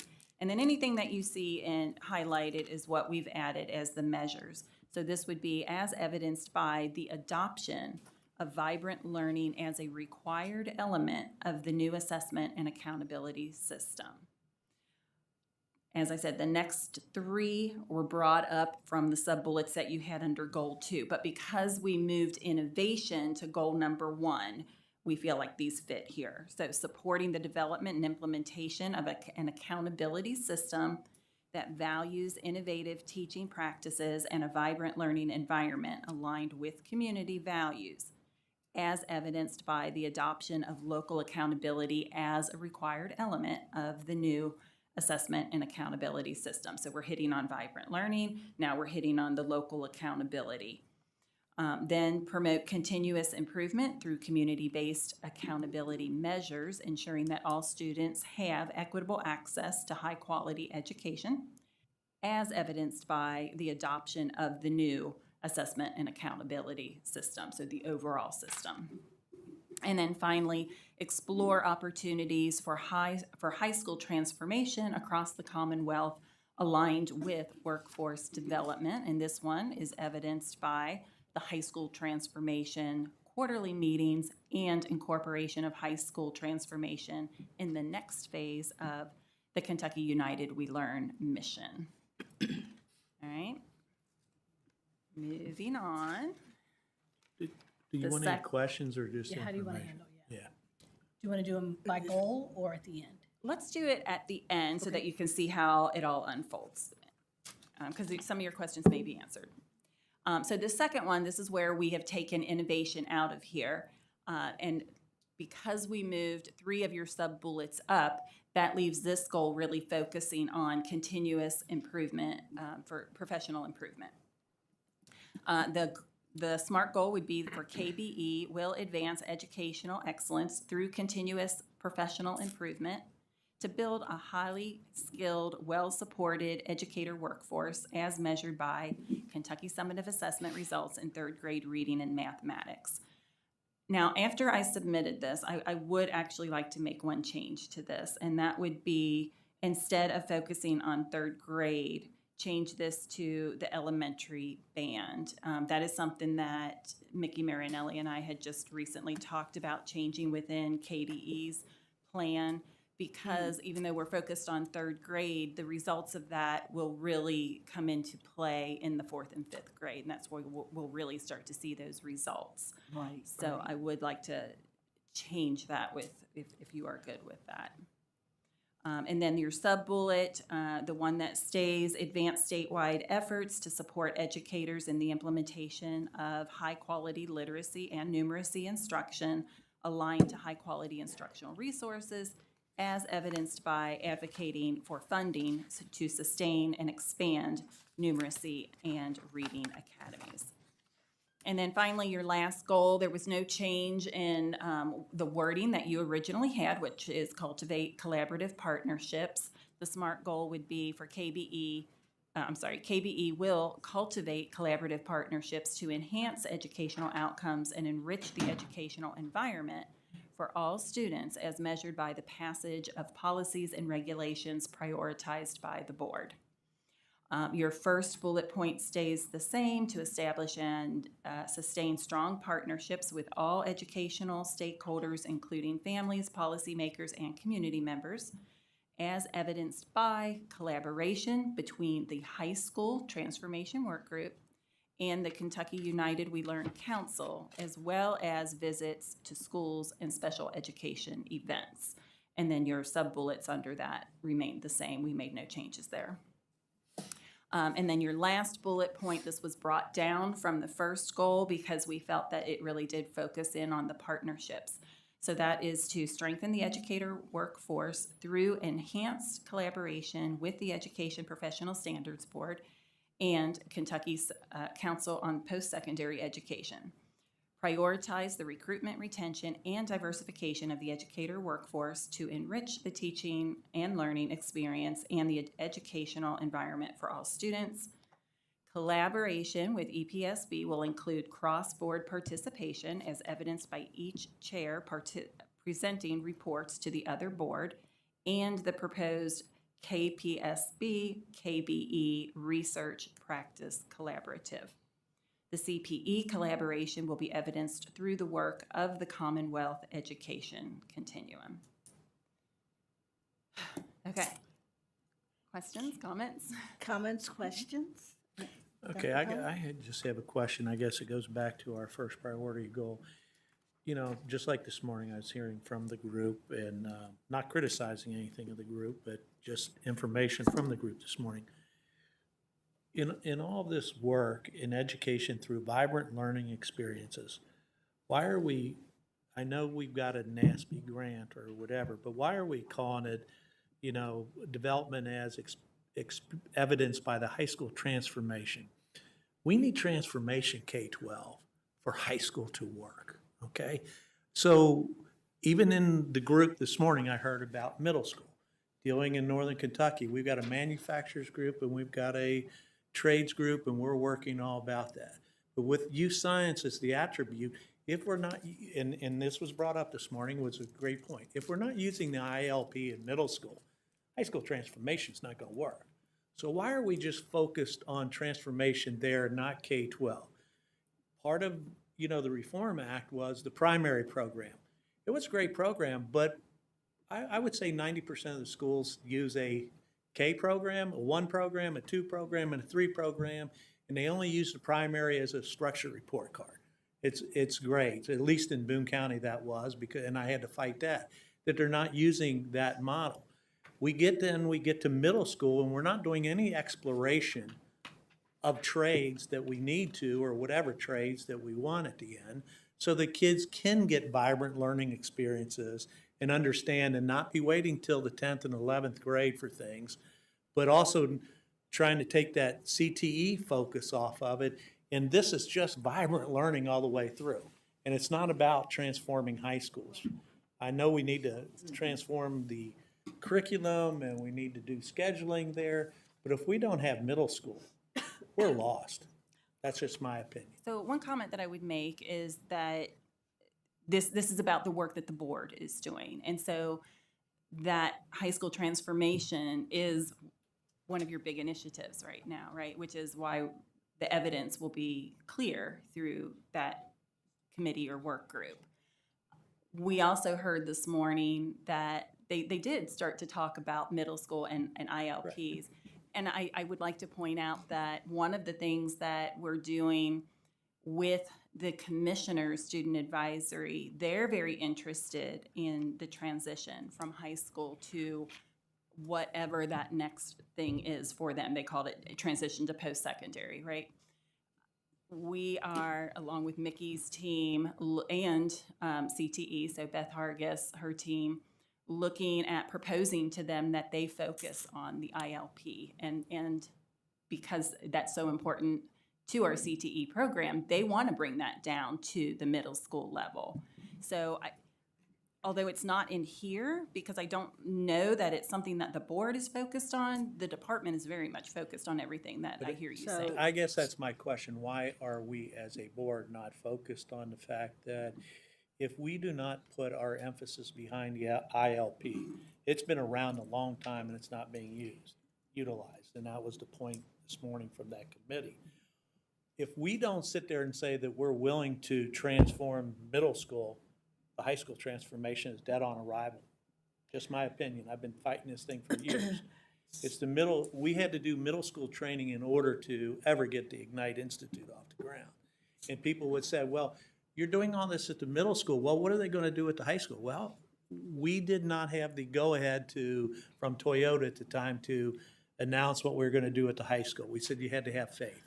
But we started there. We didn't start at the high school transforming it. We transformed so that's the reason why there's 500 kids on a waiting list, because they don't want to go to a traditional high school. So Anyway, my Randy, thoughts. I take your point, Lou. Okay. Yours is going to be the last comment Okay, on this right now. I see a path forward with Randy's concern, and one that I share slightly on this one, Karen, and that might be, could that fourth bullet instead be explore further opportunities for school innovation across the Commonwealth, period. And then recognize that high school transformation is the kind of next phase of Kentucky United We Learn as part of the bullet. So we get innovation in here beyond just innovation through vibrant learning experiences, because vibrant learning experiences may not, frankly, be innovative. John Dewey was right around inquiry. Maria Montessori was right, and that's not innovation. So vibrant learning and innovation, I think if we use that language instead of innovation through vibrant learning, and then broaden that fourth bullet to include school innovation across the Commonwealth, and then note the work that's happening right now, the initiative related to high school transformation.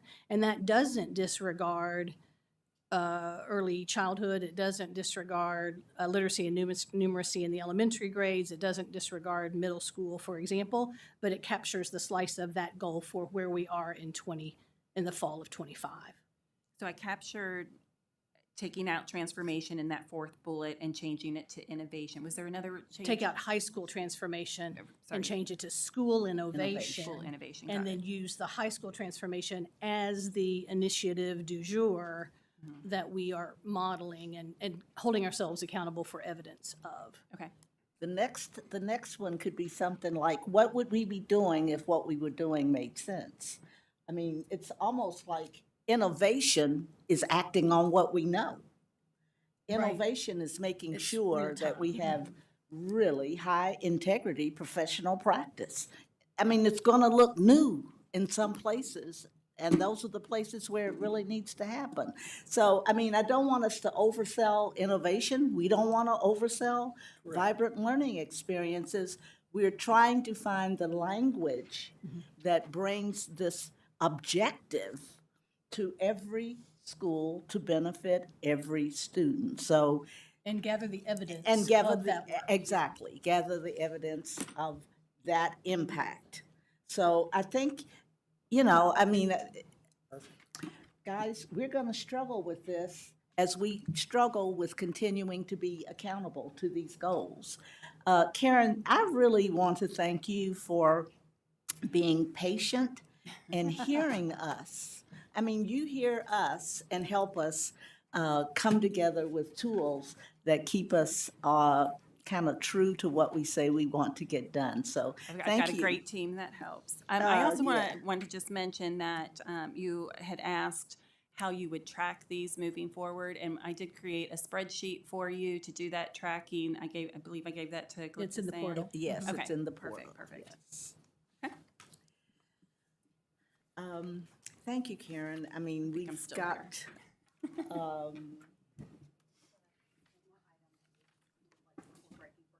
No, yeah, we're going to that. I'm going to ask now the commissioner and Dr. Gluthassan Jones to come and support our conversation around aligning the board's goals and the commissioner goals and the legislative priorities, which gets to the tool that Karen has developed for us.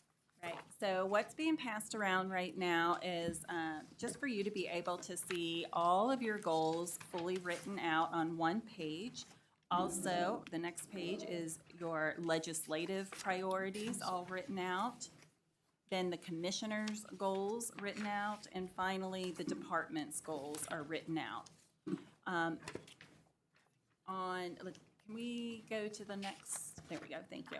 And then on the last page, it looks a little different than what we have up on the screen. But this just, again, shows that full alignment of your goals, your priorities, the commissioner's goals, and the KDE goals. So go ahead to the next slide, please. So what we're recommending, and this is a conversation that the three of us have had, is in order, and I think this really addresses some of what just was part of the NASB reflection that you all did. How do you keep to what's important to the board on your agendas?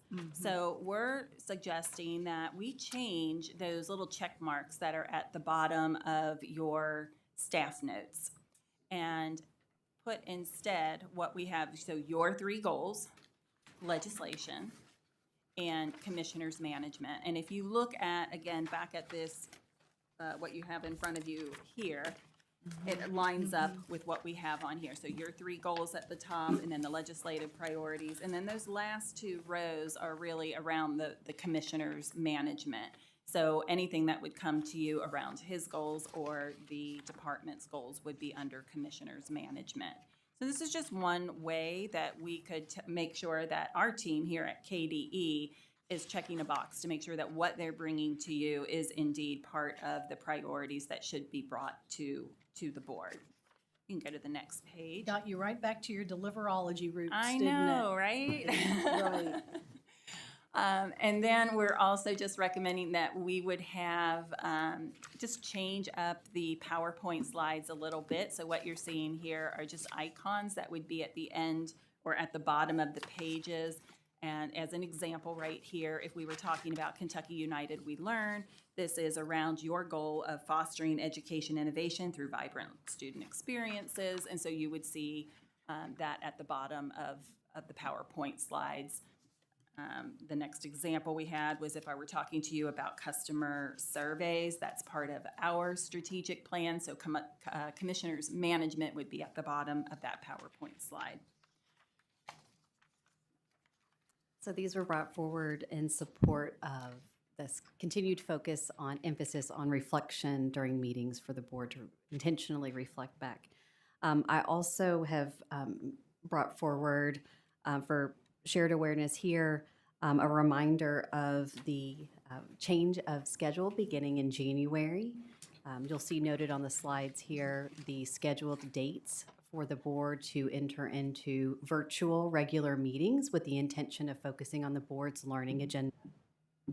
We have captured through suggestions and recommendations to the chair and vice chair that the January meeting will focus on the role of the board regarding state and federal funds, school funding, and then state funding, particularly a focus on support of the SEEK or the Support Education Excellence in Kentucky Funding Program. The March meeting is anticipated to focus on assessment and accountability, a focus on science.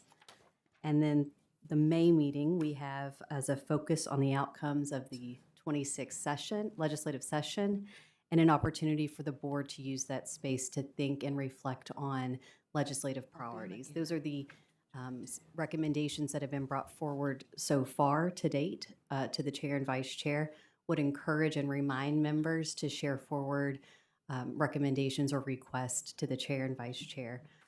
Also, you'll be receiving an invitation via email from me to provide opportunities if you have questions to help focus and tailor these sessions, to provide input to our staff here at the department in advance of those meetings so we can bring forward and provide resources and information to help focus and tailor. So I would encourage you to be on the lookout for that email from me following this meeting, and invite your input again as we continue to move forward. And happy to answer any questions, but did want to bring this forward for consideration as we look forward to our 26th board meeting schedule. Well, I just want to remind the board that one of the issues that we want to address here is making sure everybody sees what the framework is and the opportunities for engagement and the opportunities for accountability, So some of you are very actively involved in your professional communities and at the local level doing work related to these, doing work away from the table. And I do want to remind you, we want to be sure to collect those examples of evidence as well. So we have kind of a responsibility to report back. I mean, that's something, I speak to a group and speak as an individual, but representing the board's agenda and never tell anybody. So it's like if we want to be accountable, we need to be transparent. And we need to be forthcoming with information that helps us know what's working, what might be making an impact, and what's not, if we're going to consult these data for more tactical or strategic analysis. Any comment on this? I mean, we're really trying to keep everybody on the playing field with a sense of what the strategies are and the goals, where the goalposts are. Comments? Is that slide in our handout? Those Yes. dates? Yes. Did we get, I'm sorry, did we get meeting, or, you know how you do the calendar invites? Do we have those ones? Were those sent The out? I know January, we have the invite for Taylor the sent those. January. Okay, one. I'm just making sure. Yeah. Because if it's not. I don't think we have the invite for all of them, but the January one, I remember getting. I think Taylor sent them through Yeah, I do June. too, but I just want to make Checking sure. right now. Usually does.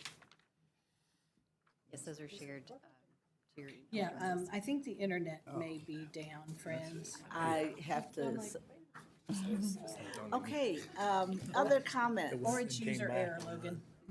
We've Again, come a just long way.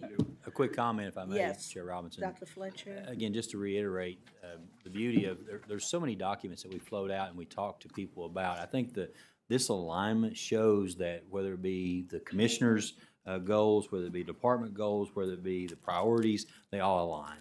And I think this is very important to have this, not only for the board, but also for KDE, also our legislators and things of that nature. That way, when we're bringing information to you, you can see that. Also, too, just to emphasize another point, one of the things that this board has really focused in on was the use of data. And these new virtual meetings that are going to, that will have that opportunity to dive deeper into data, but also, too, it addresses a concern that was brought up in the audit, in the APA audit.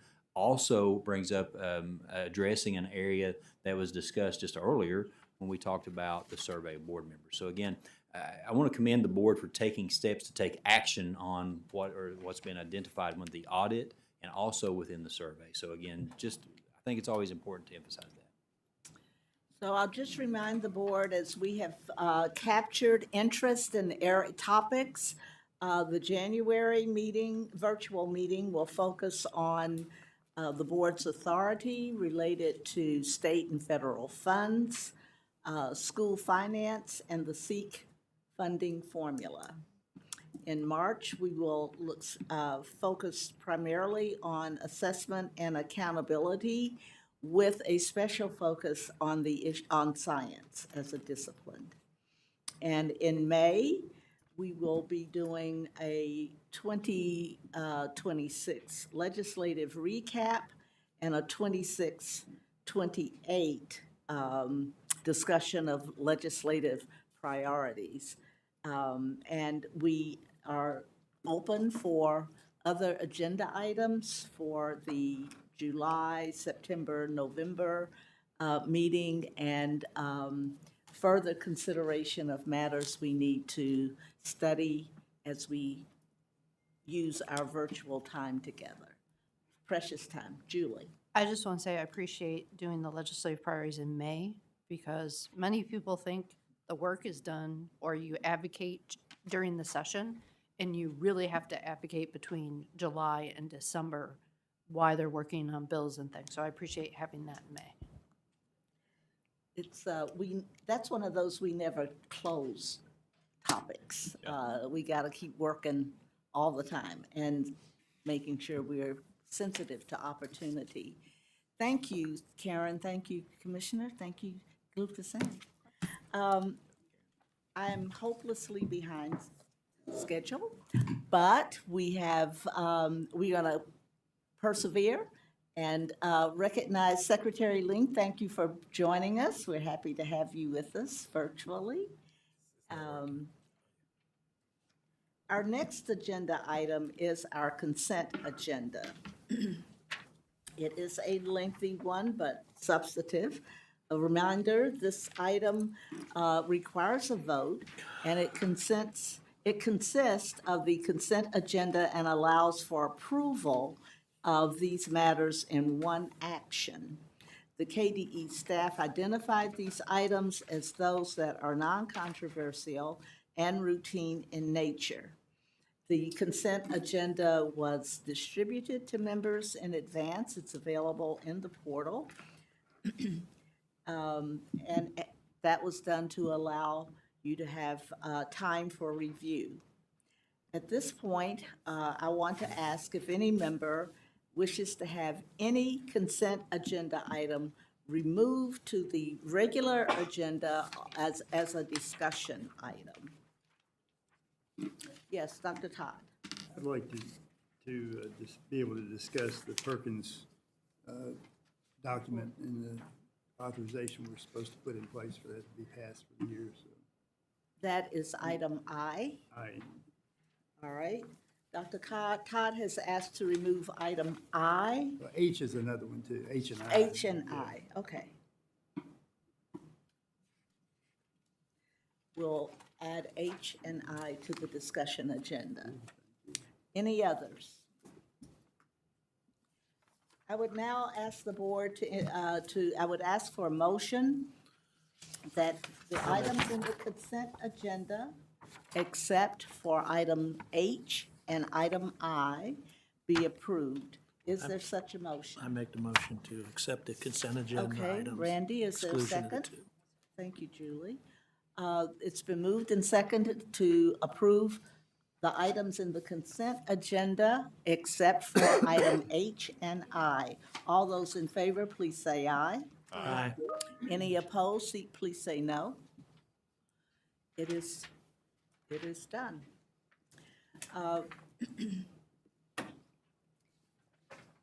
At this time, we are going to dismiss for our committee meetings. We're scheduled to reconvene as a full board at 3:35. And it's already 3, so. I forgot, we're behind. We don't need that much time in ours, so. Lindsay? I don't know We have about you all. 3 15-minute presentations, but I could change them to 3 10-minute presentations. Oh, okay. And one You'll group's have to not show me. coming. Yeah, so I think we're good. So how about we reconvene at 3:40?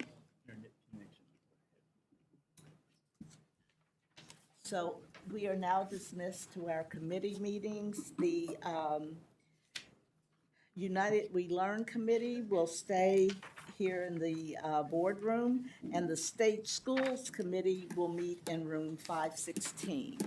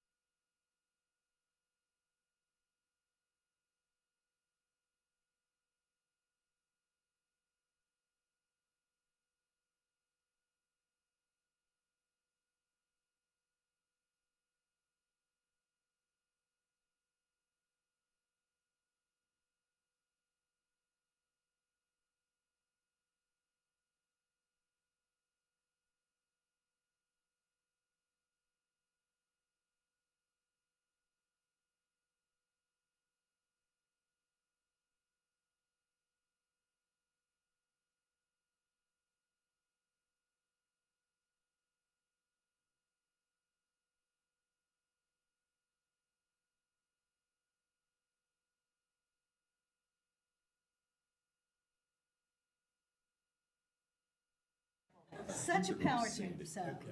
All right, welcome, everyone, and in the absence of Chair Bloodworth, I'm going to be an understudy today and preside over this meeting. So thank you for being here. Dr. Jones, if you would, please call roll. Oh, you don't know, I do that. Sorry, it's a committee meeting. Justin Pate. Here. Julie Pyle. Here. Lee Todd. Here. Lou Young is present. Harper Blake. Here. Thank you. At this time, we have two great reports. We'll start with the Kentucky United We Learn Council information sharing with Chief Performance Officer Karen Dodd and Susan Strange. Yep, Strategic Plan Manager Susan Strange. Y'all are going to be sick of me after today. No. Doing great. We will never get sick of you, Karen. Thank you, thank you. All right, we can, do we have the clicker? Is somebody running this for us?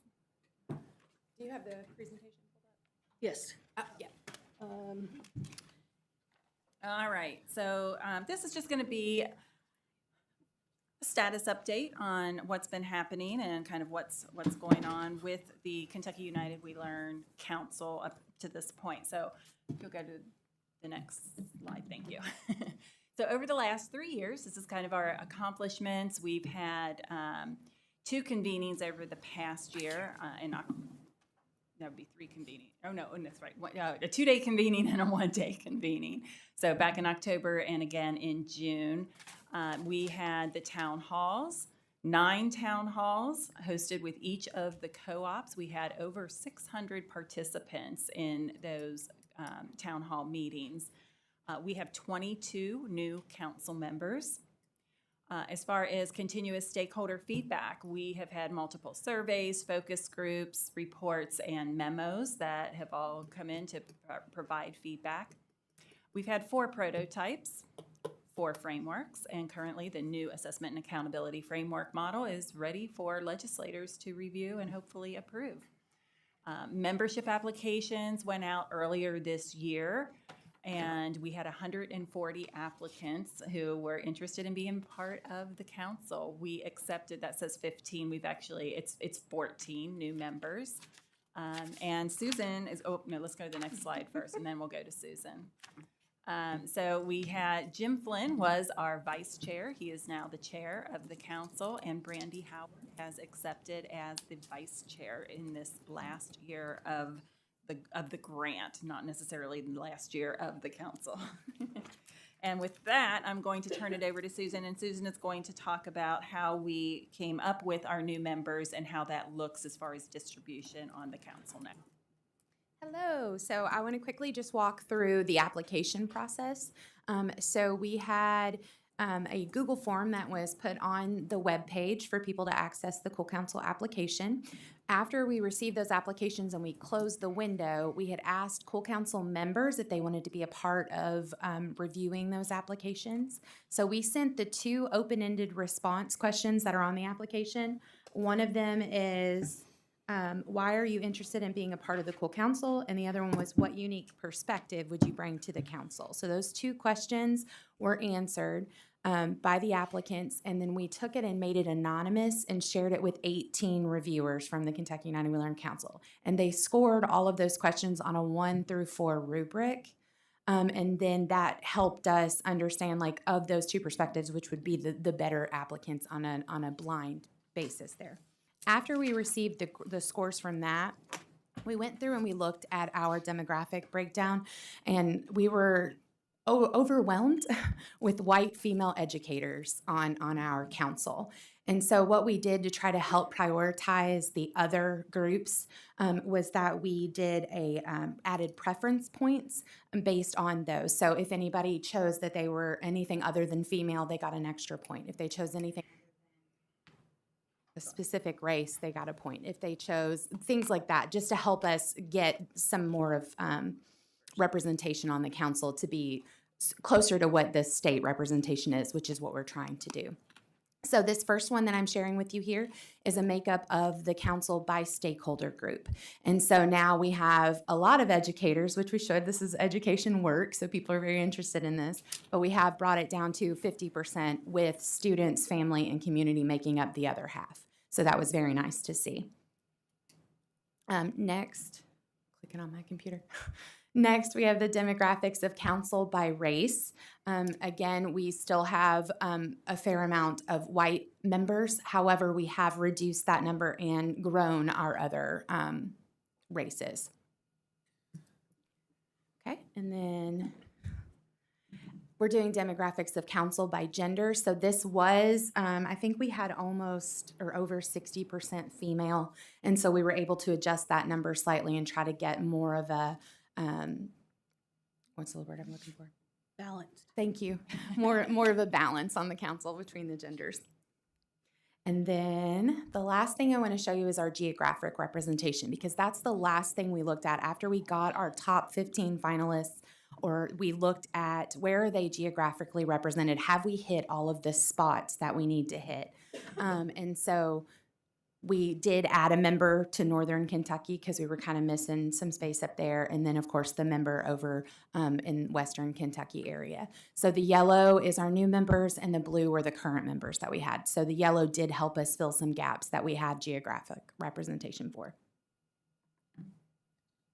All right, so next steps we have in January 23rd is our next convening, and we would like to invite board members. On my calendar when I saw Good. this slide. Good, definitely would like to have some board members there, making sure that you don't have a quorum, of course, but would love to have members there. Just let us know if you could let me know or let Glyptosan know. We'll make room for you. We'll have plenty of food for everyone. We're going to have a hot meal this time. And then high school transformation, so that team met this morning, and we're very excited to bring whatever information from the high school transformation to the council and give them a charge moving forward, how they can help that high school transformation team in the work that they're doing. And then the very last slide, we've come up with a new graphic. We felt that the moonshot has hit the landing pad to some degree. And so we came up with these cogs. So United We Learn being the main cog that's moving everything else. So you can see that we've been working on the portrait of a learner, vibrant learning experiences, local accountability, and now moving into high school transformation. So just a new graphic to move forward with. And that is it. Thank you. What questions might you all have for Karen and Susan? All right. Appreciate the update. Thank you so much. Thank you. You are going to help us get right on time. I should note, you may have expected from the agenda that we had 3 presentations, but we will not be hearing from We Lead Computer Science today, Lee. One of the presenters is ill, so we're going to reschedule that for a future meeting. So I would like to invite the team right here in front from Advanced Kentucky to come forward for an annual update. And yes, you guys can have 5 minutes that the others left over for you. So Advanced Kentucky can always use it, I'm sure. Well, thank you, Dr. Young. My name is Mickey Marinelli. I serve as Chief Academic Officer here at the KDE, and I'm just honored to be at the table today with Advanced Kentucky. This is an annual item, and so they are here today to give an update over the past academic year and some of the work that they have going on currently. I'm joined by Executive Director Aaron Timmons, so I'm happy that Aaron is here, and I'll allow him to get started and introduce the other members of his team. Excellent. Thank you. We are always excited to present to you all, so we're very excited to be here today. We have lots of exciting updates and different innovations that we are taking on. So we'll jump right in. So today you're going to hear presentations from the College Readiness Program, Computer Science Initiatives, and Access to Algebra. So the slide you're looking at now is our team. It looks slightly different than it did a year ago. So last year I was sitting in the College Readiness Program seat, and Anthony Myers was here in the Executive Director role, but he has since been promoted to Chief Operating Officer for the Kentucky Science and Technology Corporation, which Advanced Kentucky is one of its programs. So I've stepped into the Executive Director role. Also changes, Dr. Sherry McGuffin has taken on the role of Manager of Development and Innovation.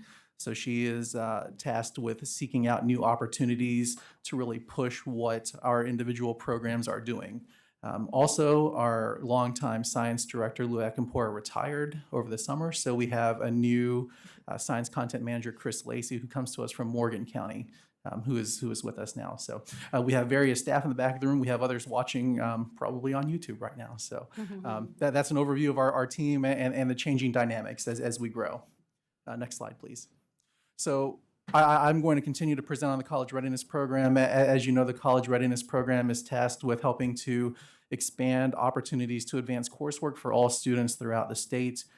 You can see on the map our current participants as well as previous participants from 2008. So we have served 140 schools in those various counties, over 1,400 teachers, 120,000 student enrollments, qualifying scores we estimate to have a tuition savings of over $30 million. So you can see our current year and our current year statistics there at the top of the screen. Next slide, please. Oh, I'm sorry, can you go back one? I would also like to point out in the picture, This was from our launch day event, which I would like to extend an open invitation to any board member to attend any of Advanced Kentucky's professional developments events that go on throughout the year in any of our programs. But at launch day, we specifically bring in all teachers that are in the college readiness program. We work with them on programmatic elements. We also have content support sessions as well as mentoring opportunities. So in the picture there, you can see, if you look closely, we're talking about this philosophy of high expectations and soft landings. So as we recruit more and more students into advanced courses, we realize that a lot of them, once you get them there, you then need to keep them there and build up that sense of perseverance. So we really look at how do we keep those expectations high, but providing safety nets and different ways to keep them engaged in the class throughout the year. All right, next slide, please. So our metrics from this past school year, you can see up there on the screen. We are very excited about the increase in the number of enrollments. Our enrollments continue to grow. Qualifying scores, the percentage increase compared to previous years have also increased substantially. I feel like a lot of this is due to some of the new AP courses that are being offered, specifically AP Pre-Calculus and AP Seminar as an English 10 course. So it's now attracting more students who otherwise were not eligible for advanced placement opportunities. And the students' success rate is very, very high. We also continue to serve economically disadvantaged and non-white populations. And you can see some notable achievements there that we are very proud of. Specifically the CRP, our College Readiness Program, outpacing the state in increases in percentage of enrollments and qualifying scores as based on the school report card data that just came out a little bit ago. All right. Okay, now my phone went to sleep and hit started hiding my notes. Hi, I'm Monique Rice. I am the Program Director for Computer Science Initiatives. We are moving toward a section. Let's see, there we go. Here it is. Our program was designed to ensure that students from kindergarten through 12th grade have access to computer science. That includes artificial intelligence and other emerging technologies. We provide innovative professional development to Kentucky teachers with support from the KBE CSIT Academy, the Co.org, for which we are a regional partner, KCTCS, which we have partnered to offer additive manufacturing, PD, and others. This year, we're partnering with 29 districts in 54 schools, supporting 61 teachers through 118 hours of professional development so far. Next slide, please. I'm going to emphasize our notable achievements. You notice that we have been training teachers all across the Commonwealth. The approval for computer science allows teachers with other secondary certifications to teach computer science, regardless of their initial certification. So we are proud to have helped 162 teachers earn that approval. We've had more than 384 teachers participating in Co.org professional learning, 263 teachers enrolled in the first of 3 3D printing courses through our computer science and additive manufacturing program. We had 73 teachers participate in our engineering PD, where we partnered with Kentucky Department of Education, CTE, engineering specialists. That's a lot of words. To revamp and retrain teachers in engineering's 1 to a middle school engineering course. So we had our hands in a lot of things. Things we've done over the past year, we've hosted an AI for Every Teacher online program. That was a series of 4 videos hosted by myself, where I talked about the importance of AI, the pros and cons of AI, using AI in the classroom, and giving teachers time to think about what, if any, AI they plan to use with their students. We also secured funding from the Computer Science Teachers Association, CSTA Kentucky, which is in part managed by us, received a grant that allowed us to create a CS and AI summer professional development for K-5 teachers. We're hoping we can replicate that program. We are talking to CSTA partners in Illinois, Indiana, and Missouri to talk about having a workshop available face-to-face for students in Western Kentucky and the surrounding areas from those states. We hosted our first AI Foundations summer workshop. AI Foundations is a new course offered through code.org that can be used as an introduction to computer science, an introduction to programming, and an introduction to AI course. We trained our first group of teachers in Bowling Green this past summer. We have participated in the development of the new CTE additive manufacturing pathway. That opened 23-24 and has so far had 111 students go through. We've also partnered with another group within KSTC that plans to connect students to weather data. Captivate KY is a partnership between the Advanced Kentucky Computer Science Initiatives and the Kentucky Science and Engineering Foundation. We have a lot of other things in the works, but this just came out to us about a week and a half ago. The governor has proclaimed next week as Computer Science Education Week in Kentucky. Coincides with the National Computer Science Education Week. And I'm hoping to have a bunch of people, including everybody in this room, to participate in an hour of AI. Remember Hour of Code? Well, this year is the Hour of AI. And you can find out more at hourofai.org. Thanks. Thank you. Just a reminder, the mission of Access to Algebra is to increase student achievement and growth in middle school math, as well as the participation in Algebra 1 in 8th grade. This year, our metrics are at the top of that slide. We are serving 17 districts, 28 schools, 220 teachers, and over 8,000 enrollments, 8,000 students. Just note that the enrollments equate to all 7th and 8th grade students in middle school. We do serve 6th through 8 teachers, but we only test the 7th and 8th graders, so those are the numbers included in enrollments. The map there shows our current participants in lavender and our past participants in gray. And you can see that we have been from east to west and north to south in the state. And we have quite a few in those gap areas there that have applied for this coming year. Next slide, please. Some metrics from 2024 to 25. We served 9 districts, 16 schools, 111 teachers, and just over 4,000 enrollments. You can see that that's about half the number of this year. Thanks to the Numeracy Act, we were able to double those numbers. Of those schools that we served in 24-25, 50% had students that were economically disadvantaged, and there was 30% of non-white populations. 35% of students in 24-25 earned incentives as compared to only 30% in 23-24. And they earned those incentives by meeting the college-ready benchmark on the PSAT 8-9 or showing growth from 7th to 8th grade of 70 points or more. Those students earned $50 checks from us for one of those 2 ways.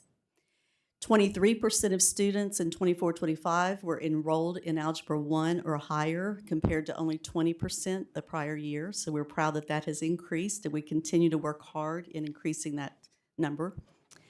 30% of students met the college readiness benchmark on the PSAT 8-9 compared to only 23% in 23-24. And those numbers are 8th graders only. We do have 7th graders that meet it as well, but we only track the 8th grade for college readiness achievement. Due to the Numeracy Act, we have been able to expand greatly this year. We are very thankful for that. As I said before, our numbers have doubled in the amount of schools that we've been able to serve. We have also expanded and created 2 new programs in Access to Algebra. The first is a mentorship program, which was piloted last year. So this is a second year for that. This program continues to support new teachers or those new to teaching math by providing mentors from outside of their districts. So we pair up these new teachers or new to the content with veteran teachers from somewhere else, and that teacher will make contact with them throughout the year, both in person and virtually. We send them to math conferences together. They provide resources and ongoing support throughout the school year. And it gives that new teacher a voice other than their own school, someone else to rely on. So that has been a very good program that we're continuing to expand. We also have created the Algebra Assist program, which is in its pilot year this year. It aims to empower middle school teachers with the confidence, skills, and community they need to deliver rigorous Algebra 1 instruction. We often see that this is a hurdle for schools to offer Algebra 1. We find that sometimes they don't have the teachers qualified to teach Algebra 1 or reluctant to get that qualification, or just don't have the confidence. And often they're an island because many schools will only have one Algebra 1 teacher available. So this program brings Algebra 1 teachers within our program together, both in person. They meet twice a year in person. They also meet virtually. They have many opportunities for networking and for building that community of Algebra 1 teachers. They will, they're doing a book study right now. They are creating a collaborative resource lessons for other Algebra 1 teachers. So we are real excited about this program and hope it continues to grow. The last new thing that we're doing with, since the Numeracy Act came about, is that we are working on updating some of our LTF lessons that we use in the summer training. We found that with, for example, the calculator lessons, there are some things that need to be updated. So we have contracted with one of our trainers, our LTF trainers, Chastity Lowry, to do some of that work. And she is also our new Access to Algebra Content Advisor. She was a teacher in cohort 1 of Access to Algebra back in 2016. So she's a great example. She later became a consultant, a presenter, and an LTF trainer for us. We believe in empowering our teachers, and we always look for teachers to grow within our program. We like to contract with them in the future and use them, and they become experts and assist the other new teachers in the program. Next slide, please. So that concludes our presentation. Thank you. We're happy to answer any questions. All right, you guys hit your markers on time, absolutely, and that gives us a little bit of leisure to ask questions. I am confident Dr. Todd has at least one to ask, but I won't put him on the spot until he's ready. So committee members, what questions might you have for the team from Advanced Kentucky?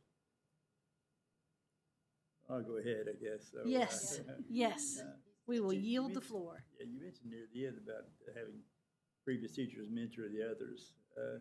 Is that a master teacher type approach to the ones you're teaching now? Will they be expected to mentor others, or are they just going to be teaching, using it in their own classroom? We always look for expert teachers, and when our content managers go into schools, they're in those classrooms all day and they're looking for good talent, and those teachers are always invited to apply to be presenters and mentors. We have application process, so they are always welcome to be mentors, and we've seen them in the classroom. So we know those that are really standing out as good mentors and veteran teachers. Aaron, our CRP also has a mentorship program similar. Yeah, I'll say when Annette developed the mentorship program, it was modeled on the college readiness program. And our mentor program, we match mentors with their mentees that are new to AP teachers. And the majority, no, actually all of our mentors are are either current or retired Kentucky teachers. Very, very experienced and effective in the classroom with their AP courses. Many of them have been actual teachers in the college readiness program. I'll also note, even beyond the mentorship program, all of the Advanced Kentucky staff, except me, because I was hired when Advanced Kentucky in 2008, were former teachers in one or more of the Advanced Kentucky programs. So we definitely practice what we preach. My last question is, yes, do they pay for this to come to you, or do you all cover the cost for them? And do they have somebody to cover the replacements in their classroom when they're out training? For the mentors, we contract with the mentors, so they receive stipends and payments for networking and engaging with our teachers throughout the year. So there's no cost to the teachers themselves. Excellent, thank you. Other questions for the team?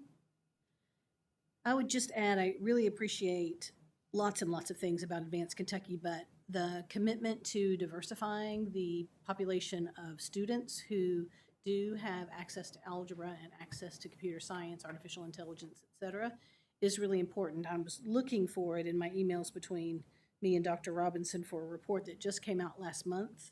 Maybe it was ETS, about how important Algebra 1 is as a gateway to advanced coursework. You know the one I'm referring to. Yes. And so that's something I know she's going to bring up and put on our agenda to delve deeper into.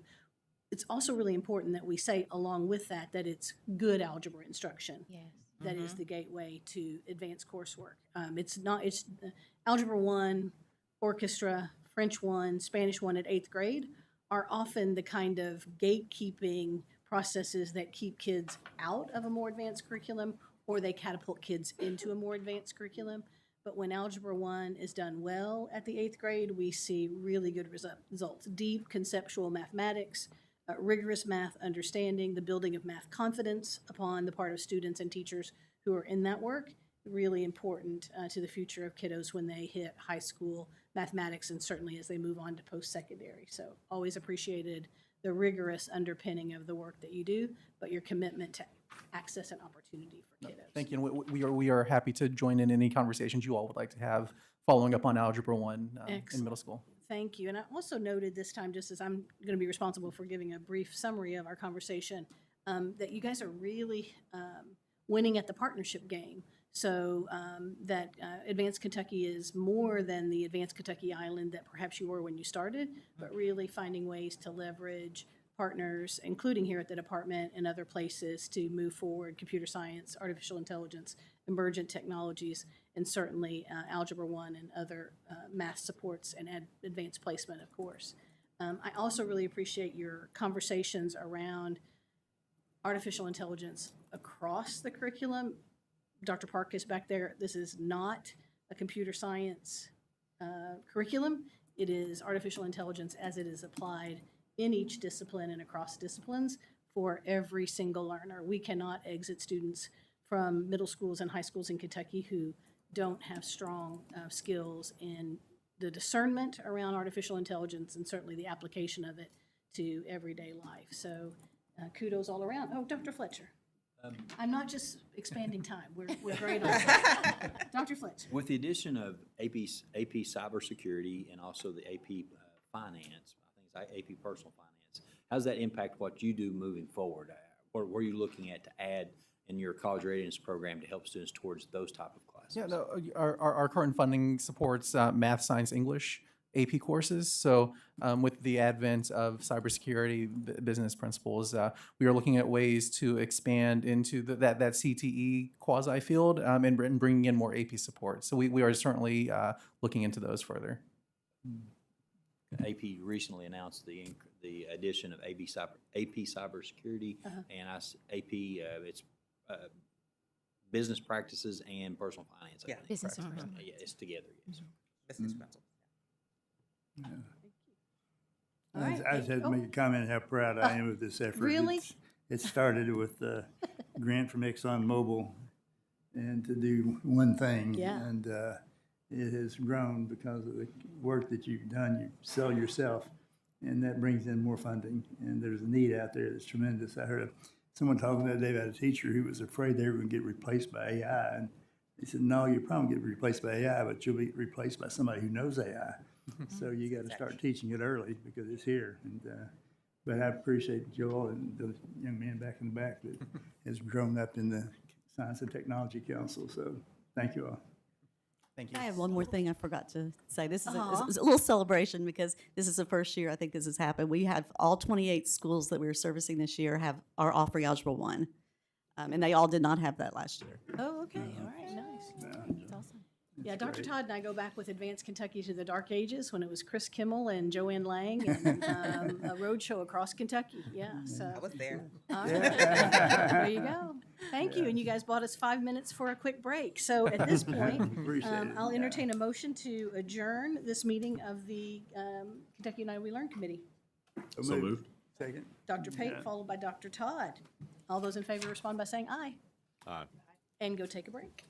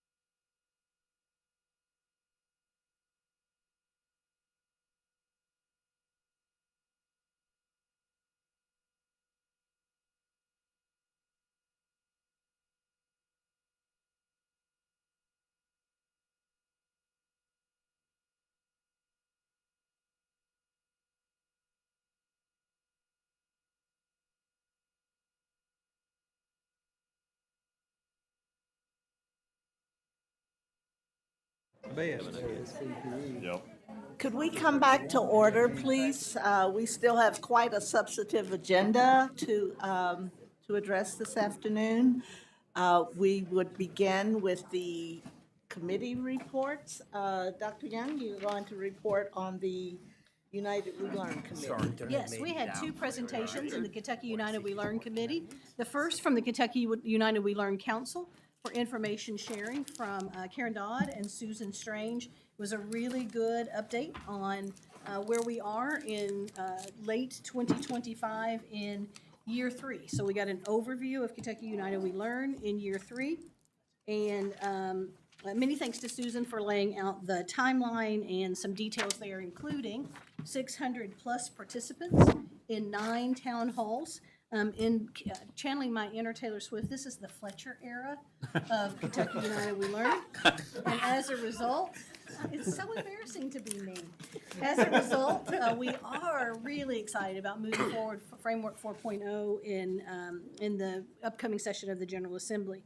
We also have 14 new members of the Kentucky United We Learn Council for a total of 67 members across the Commonwealth.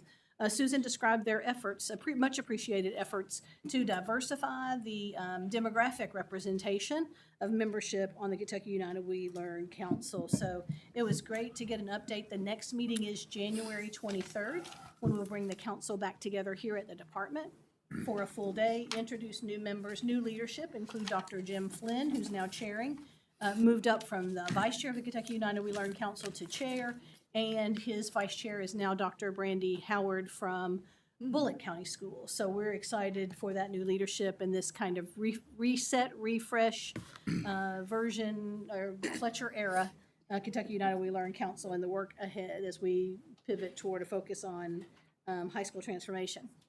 And then on the front row here, you'll see our very capable team from Advanced Kentucky. Those of you who've been on the board for a while, we hear from Advanced Kentucky every year. It's always a pleasure to catch up with that team. I really want to urge you to go to the portal, and if you're on the State Schools Committee and you haven't yet had a chance to see their slide deck, look at that slide deck. It's really helpful. Randy, you would love it if you haven't already had a chance to get more details about the work. They have many initiatives, but 2 major initiatives that were highlighted today. The Computer Science Initiative includes training with provocative titles like A1 for every A1. AI, channeling the Secretary of Education. It's just reading from my notes. AI for every teacher, an online program, AI foundations training for teachers, and they also helped develop the CTE pathway in additive manufacturing, which started in 2023-24 and to date has served 111 students. Next week, we learned today that the governor has declared next week Computer Science and Education in Kentucky Week, including 1 hour of AI. You may have heard of 1 hour of code, which code.org has been doing now for a decade or more. This is 1 hour of AI next week. So hopefully we'll be getting some social media, press releases, that kind of thing on how we might participate. And I would just, before I leave this computer science initiative, I made a note to myself. One of my takeaways this time is how their partnerships have really gotten so rich and so robust. So it's Advanced Kentucky and lots of partners doing this work across Kentucky. Their second big initiative is Access to Algebra, A2A, focused on improving middle school math achievement and increasing participation in 8th grade Algebra 1. Dr. Robinson and I have been chatting about a new report about how important Algebra 1 is to a path for students, all students, to advance coursework at secondary and post-secondary. So that's critically important, and their efforts to ensure that a diverse student population is benefiting from that are commendable. They also, because of numeracy count funding, they were able to double the number of students and teachers supported through Access to Algebra this year. No, it was 23, it was 23, 24, 24, 25, this past year. And I think that's it, but please take a look at the slide deck, tons of information, and that concludes my report. Thank you, and you haven't heard the last about eighth grade I told you. access to algebra, Listen. okay? I mean, Listen, yeah, okay, more to come. Okay. Randy, Since my group's not on the front row, I'd like you to stand so the rest of the board can see you. absolutely. KD Director Jarrett Mills and KSD Dr. Lynn Petrie, who's the principal there, and our Director Shannon Sparkman. So they did a great job with the presentation that they gave us.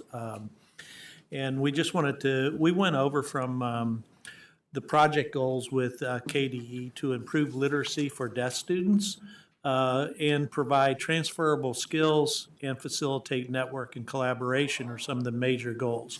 So we also received a great presentation on the historical aspect. And one of the things that I learned from there is that KSD had a printing press from 1874 to 2004 where they distributed information, print media for the deaf for all over the country. And then it was called the Kentucky Standard. And currently now what they've done is they, like others out there, because the digital media has taken over, so they've currently went from print to digital media like others have. And today, from 2013 to now, Deaf TV, Sign News, Deaf Nation, and DPAN. And what's really interesting is several students from the Kentucky School for the Deaf actually are work in those particular areas, so that is awesome. And one thing that I did not know, there's deaf music and a rap music out there in deaf poetry, and once again, our KSD students are involved in that. Deaf Videography Camp 2018, once again, we have a 2018 grad that was working in that area. Video of Rocky Mountain School for the Deaf. Most deaf students I did not understand, or once again, information I did not know. Most deaf students are born with hearing parents, but only 30% of those hearing parents learn sign language. So that creates a literacy problem, and that's what we're addressing there.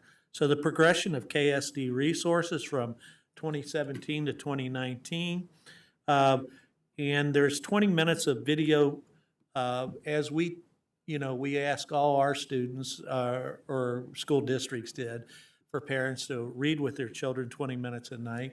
For the KSD students, it's 20 minutes of video of supplemental reading.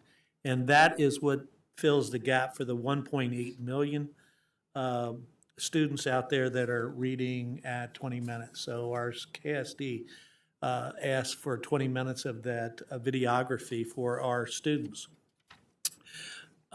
This upgrade was brought on by ARP money, and one of the great things that we were able to see demonstration of is the broadcast studio. So the broadcast studio leads to post-secondary pathways in this particular area for any students that want to major in video broadcasting. First, we also had the first the first English ASL sports broadcast in collaboration with Boyd County Sports Network. So that was awesome to see that on the horizon. So once again, a collaboration model with other students. One of the additional things is the announcements there because of this upgrade in the video. One of the things that we think about there is that safety. So the alert system takes over all screens within KSD if there is an emergency situation. So if a student is not looking down, we take for granted that we're seeing strobe lights go off and other things, but in there, it takes over all the screens. So whether they're working on a computer screen or looking down, whatever screen it takes over. So accessibility is a particular issue there. So the presentation materials, they also created a presentation lab area where they do PD, community announcements, and they also work with other schools across the nation and communicate through those.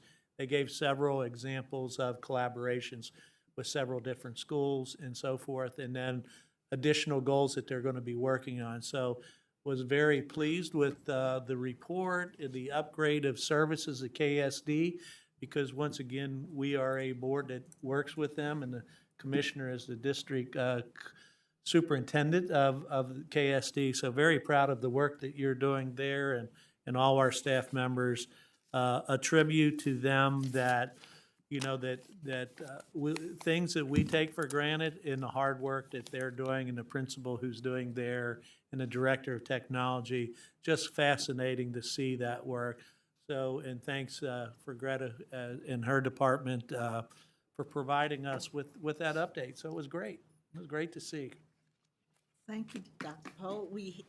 There's no action coming out of the United We Learn Committee and the State Schools Committee, but I have to tell you, my heart was just really inspired by the efforts to bring kind of modern pathways to our students attending KSD, and it was delightful to see. And I want us to be well prepared to advocate for all that they need to continue this work as a part of our advocacy efforts coming up shortly. Board members, I would like for us to return to the items we withheld from the consent agenda. And Dr. Hargis, if you wouldn't mind coming to the table, I'm going to begin by asking Dr. Todd to give us a further explication of some of the issues that and questions arise from his seeking to withhold items H and I. They're different items, but Beth, we wanted to make sure you and your folks could elaborate on and address any questions, if you don't mind. Dr. Todd, I return to you. H was very quick. You gave a list of the dollars for the different categories, but you didn't say how much of a raise that was to the prior year. So there's a requirement that you set those minimum salary standards each year. We do. Are they increases over last year? And does that come through Perkins, or does that come through the state? No, it comes through the state. Okay. But is there any regulation that we have to do the same thing for teachers in the public school system every year? No, no, sir. These are 156 instructors, and so they're very unique to the state of Kentucky. They're in our area technology centers. And so when we are, it's the board's responsibility to approve or to set the salary schedule. So under the regulation, we are required to, when we are figuring out where it needs to be, we are comparing it to all of the local district salaries across the state. So we've actually felt like when you're comparing it to the local districts, we're in a pretty good point. We're about in the middle ways. You know, if you were to rank them in order, the area tech centers, this salary schedule is about in the middle. Now that's on the front end of it. So when someone comes to work, you know, there's basically a 50% chance they're going to be making more than the local district or less than the local district. We do, and so what we did is we increased it 3% because July 1st of 25, that was the state increase that all state employees received. And so that way it keeps them aligned with what everyone else is making that's already in there. And so this is retroactive to July 1. So if someone were hired June 30th, then they got the 3% increase. But if they came on July 2nd, they didn't get it. So this will allow us to go back and give them that 3% bump so that we're equitable across the board. Okay. All right. But the thing that, what really impressed me, I'll move on to the next one now. We talk about disaggregated data. You got a rich set of disaggregated data. I mean, they have it in scores and career decisions that kids are making based on their ethnicity, on special populations, all the way down to home ones who are not in the normal population. And they've got these, I don't know how many categories you have in that special group or not, but 9 is it? Then they have the scores for those. They have the careers that they all teach, or that they choose. And when I look at the one particular thing was the post-program placement, which I assume it says that they've been through high school. When you say post-program, what does that mean? And this is Lori Looney. Lori is our Perkins coordinator within the office. So post-program placement can mean a variety of things. It can mean transition to employment, transition to post-secondary, transition to military, or transition to volunteer service. Okay. Well, I noticed that under employment, and I think, all I'm saying is I think we need a full presentation on the trends, what's working, what's not working, what are you seeing happen within this population. We're putting a lot of emphasis on CT right now. And I think it's an important thing that industry needs to understand what's happening. But when I look at the attained recognized post-secondary credential, and what does that mean? Because 63% of your students out of 20,999, I'm sorry, the population was 33,489. 63% of those attained a recognized post-secondary credential. What does that mean? Okay, so that's the Perkins Indicator 5S1, and 5S1 counts a concentrator who has earned an industry certification and passed an end-of-program assessment or completed an apprenticeship.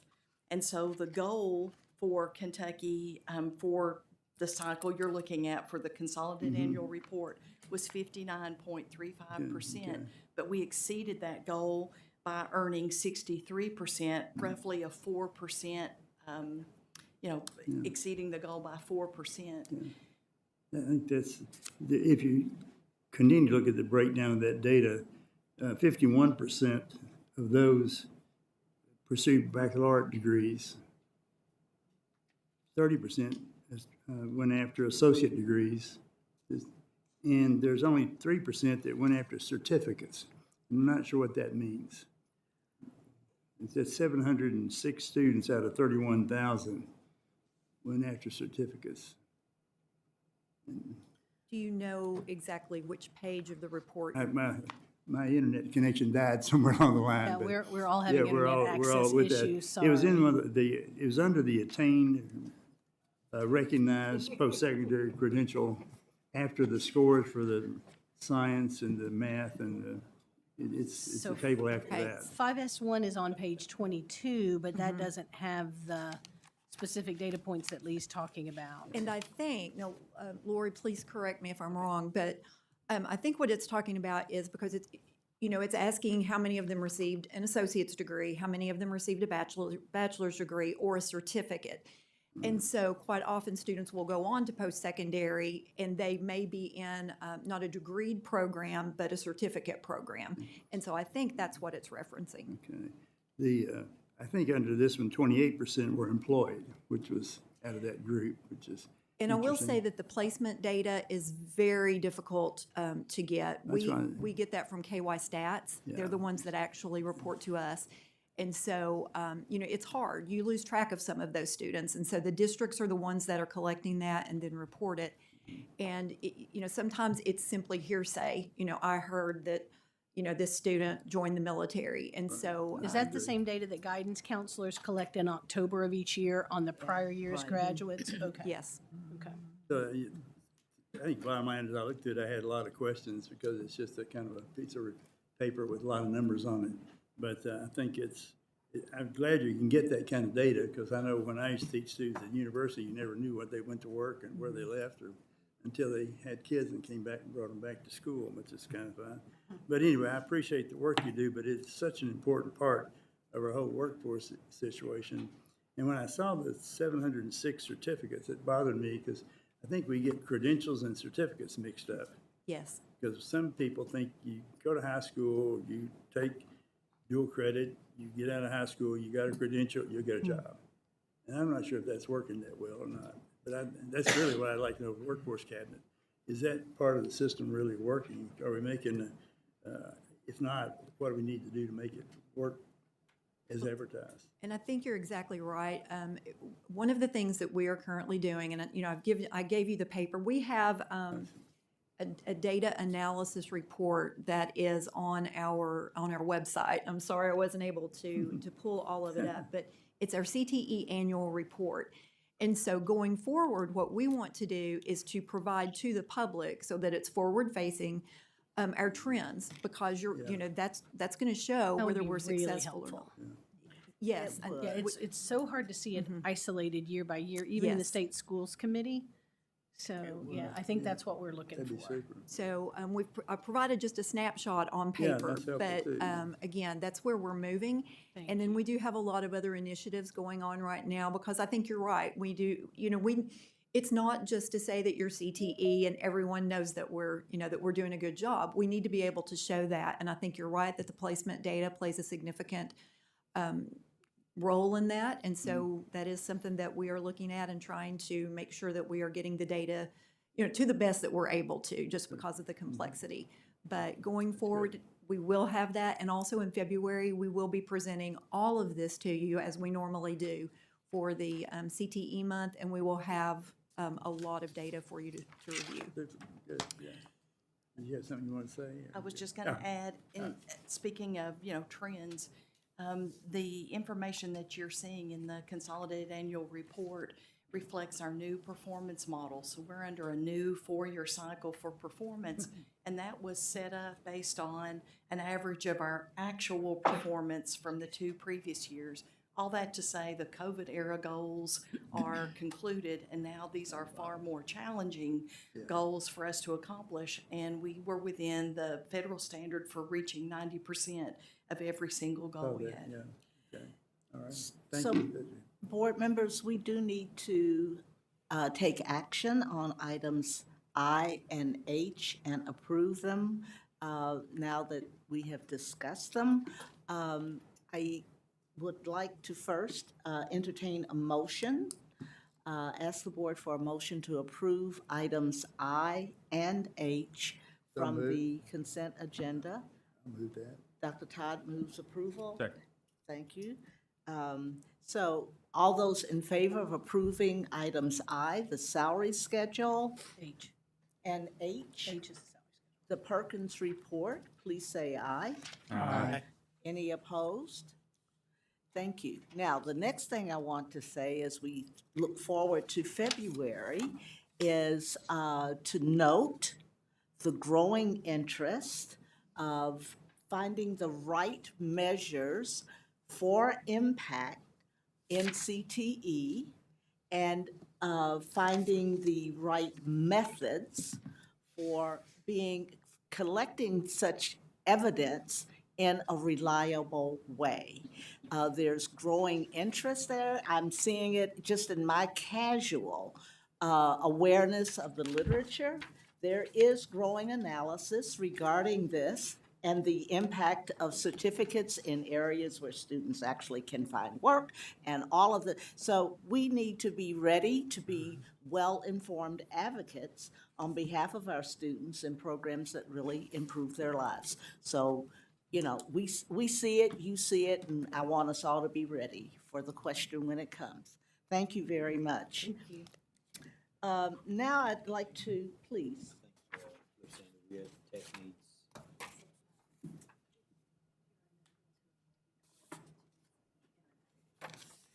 I'm sorry. 5-minute break. All right. Board members, it's been suggested that we would be well-served by a 5-minute break so that we can reset the internet. Secretary Link, we're happy to see you, but nobody here has the internet access yet on our computers. Yeah, it is what it is. When you get dependent on technology, you dependent on technology. So really, 5 minutes, because we have a few important items to get through the, yeah. The commissioner is showing me the content associated with these items. It is, but we do have some important business to consider this afternoon. 5 minutes.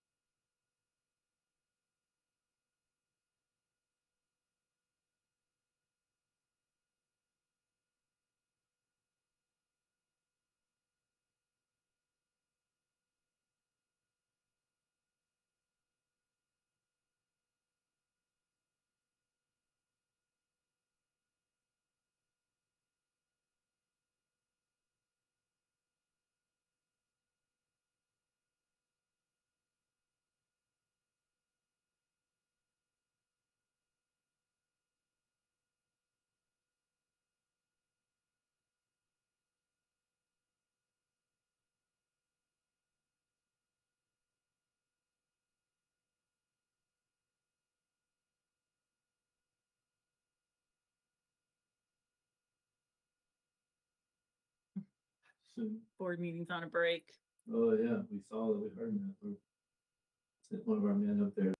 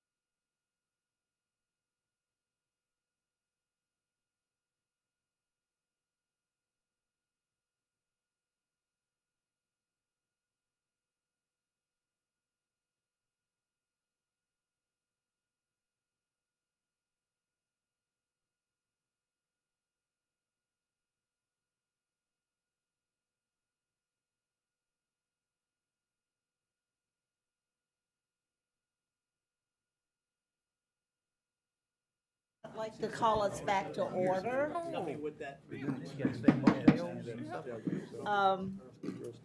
Please, let's return to our regular agenda under action discussion items, item C, and welcome to the table, Dr. Greta Hilton, Division Director Carol Ann Morrison, and Policy Advisor Melody Cooper, to present proposed amendments to two regulations, 707 KAR 1002 definitions and 707 1350 placement decisions. Thank you, Chair.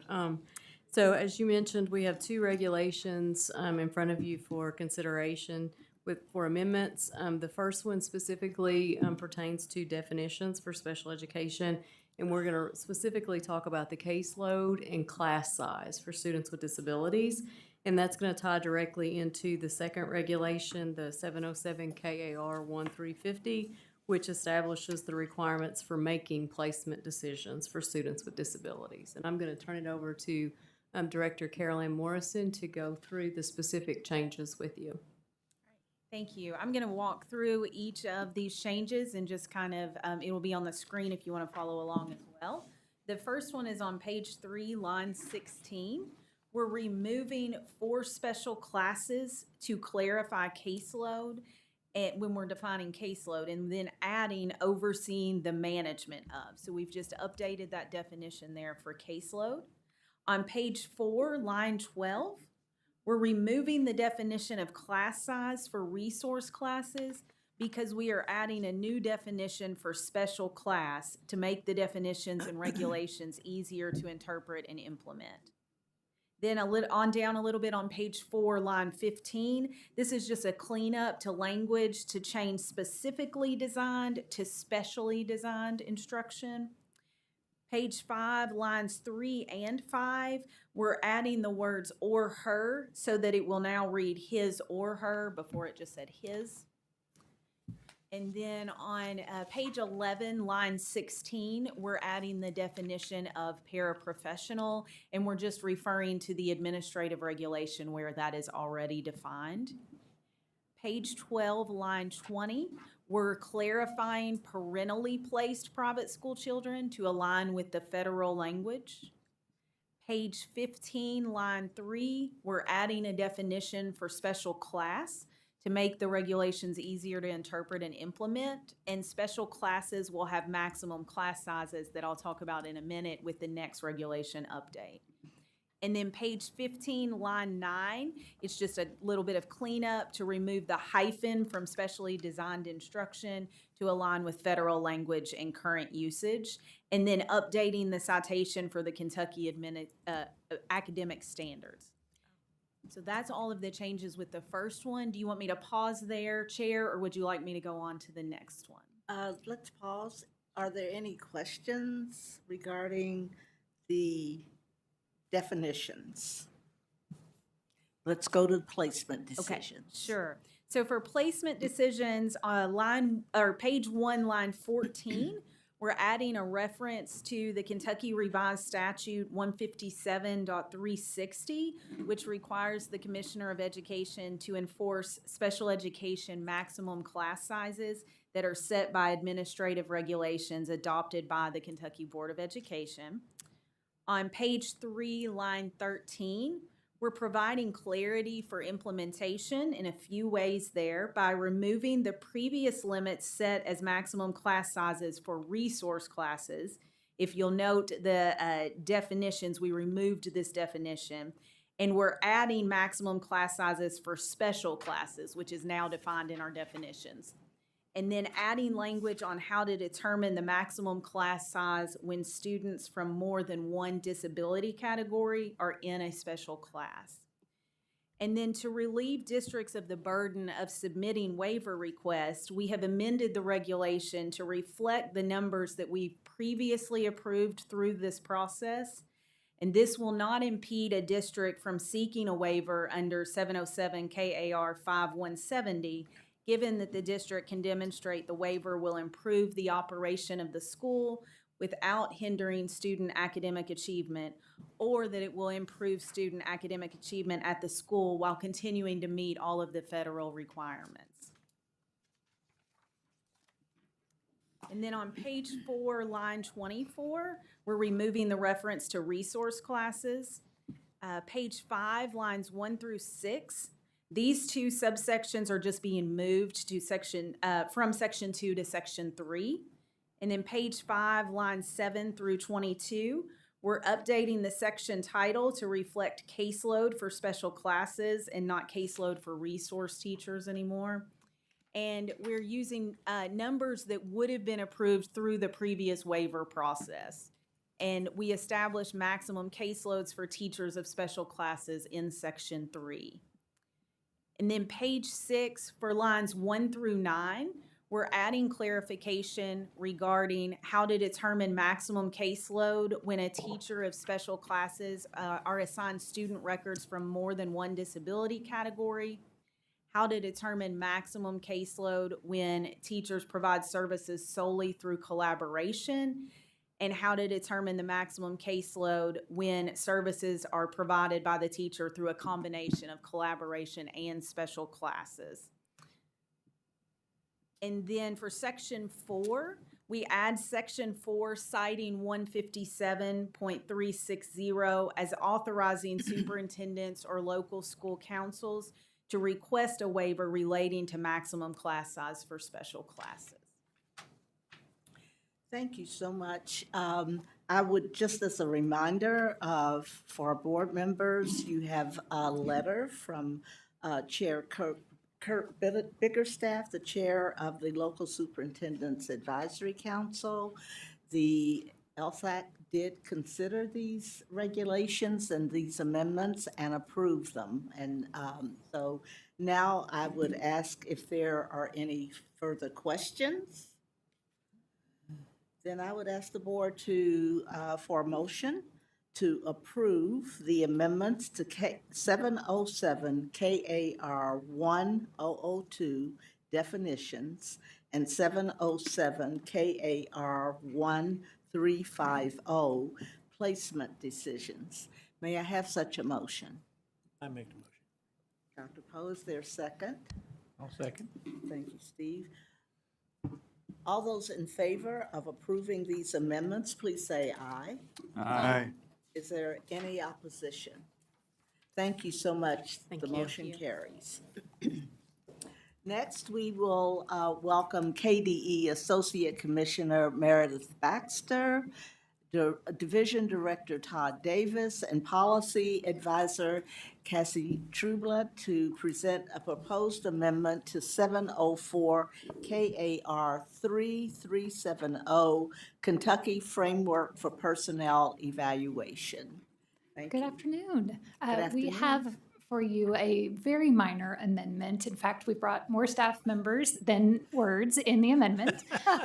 So in alignment with House Bill 48, which made some changes to the evaluation cycle, we are proposing moving from 3 years to 5 years for summative evaluations. I'm going to ask the board if you have questions or issues. This has been thoroughly studied, and the matter is before you. I would ask the board to entertain a motion to approve the amendment to 704 KAR 3370, Kentucky Framework for Personnel Evaluation. Is there a motion? I'll make that motion. Thank you. Is there a second? I'll second. Great. I will call the question. All those in favor, please say aye. Aye. Any opposition, say no. The motion carries. Thank you so much. We really wanted more discussion about the difference between 3 and 5. I think the impact, though, is pretty clear for tenured teachers. We now welcome KDE Associate Commissioner Matt Ross. We can't have a meeting without Matt and Che, the policy advisor, and policy advisor Lindsay Swartz, to present the proposed amendment to 702 KAR 3130, internal accounting. I'm glad Matt wore his green tie that represents Mr. Grinch. Right, Thanks, sir. Tis the season. Oh, green for money. For the record, OFO did pay the internet bill, so it's not us. It's not us. Can't prove it by us. That's right. So today we have before you proposed amendments to 702-3130. It's titled Internal Accounting. So what does that mean? It's really the it establishes the uniform procedures for accounting of school activity funds. It does this through a document called Accounting Procedure, incorporating by reference a document called Accounting Procedures for Kentucky School Activity Funds. It's also commonly known as the Red Book, which I'm sure you're all familiar with. But what is a school activity fund? It means all school funds, including funds derived from fundraising activities, sponsored under the auspices of the school, and does not mean funds raised or received by organizations that do not come under the direct supervision of school authorities. So we last did this, I think, in 2019, and since that time, there's been some changes to technology. There's some need for some cleanup of this regulation and the document incorporated by reference. I'll let Steve sort of describe the process and some of the major changes. So Steve, if you don't care to sort of explain how this all happened and what we did. All right. So we convened a group of finance officers. I think there's 5 or 6 finance officers, an auditor, and a Red Book trainer in the state. And we came together talking about what we had learned and what we discovered over the past 6 years on things that changed as far as technology, as Matt mentioned, and other things as well. So we all received, and especially myself, received lots of emails on, I wish this happened, or I wish we could do that, or why can't we do this or that? And so we met a couple of times and exchanged hundreds of emails probably to get to where we are today. And then, of course, with Lindsay's oversight of language and things like that. So I've got a list of 31, but I won't go over all 31 of the changes. You should have those in your packet. We do. Yeah. But I will highlight 4 or 5, and the first 3 actually are due to technology. So the first one is on page 10 of the new iteration of Red Book, and what we did was differentiate between electronic ticketing, like at sporting events or a play or a pageant or something like that at a school, electronic tickets versus paper tickets. And so the 2019 version and prior all dealt with paper ticketing. Well, times have changed, and a lot of times you can just take your phone up now at one of these events, show a QR code, and they'll scan it, and that's your ticket, and you get admitted. And so we just developed some language well, not really allow, because it was already happening, but to incorporate it in the Red Book because it was not in there before. So that was the first major thing. Another one is, it's been going on for a while. It's a program called Arbiter Pay. And this allows school districts, Arbiter Pay is actually a third-party vendor, but what they do is, like school officials, umpires, referees, and those kind of things, in the past, schools would directly cut checks to those folks for performing duties. Well, now Arbiter Pay, for a small fee, I'm sure, but they charge school districts to do that for them. And so what an additional thing that does is it takes 1099's creation, 1099 miscellaneous creations out of responsibility of a school district or a school and puts it in Arbiter Pay. And so for the fee, they're getting the ability to just pay through Arbiter Pay. Another item is a district cannot accept donated items, or they can accept donated items from a booster club. So the current Red Book says that, if the booster club buys something, and the example I gave to LSAC was like a semi-trailer to carry band equipment around for performances and things like that.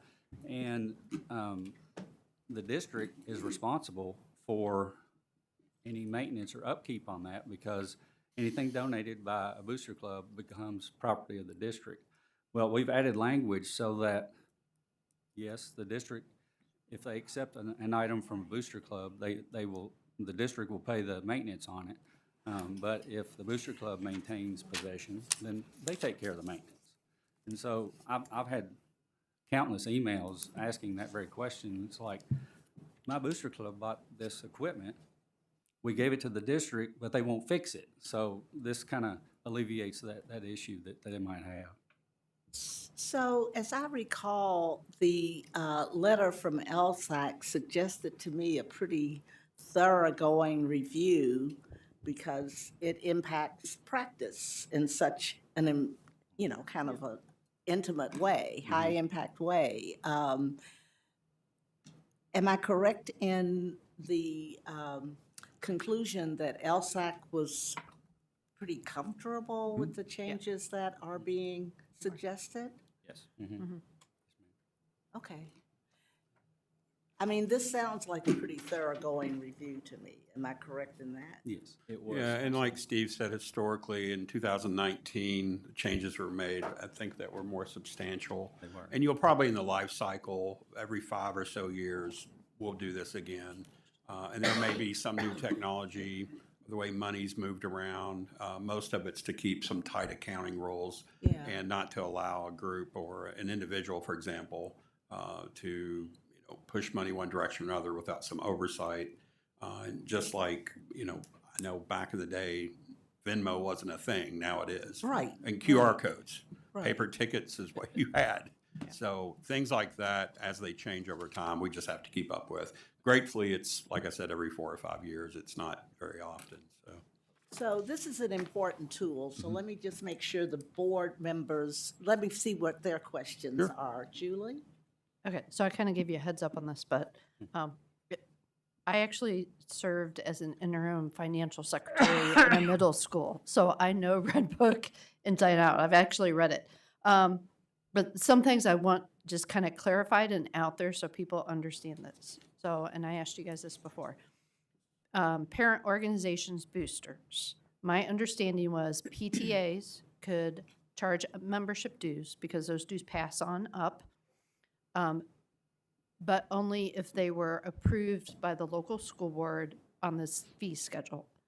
But PTOs and booster organizations could not choose those. Is that still correct? Yes. Okay. And great. actually, that was added in the 2019 version, that those organizations could not collect dues or fees or don't, they couldn't ask for payments.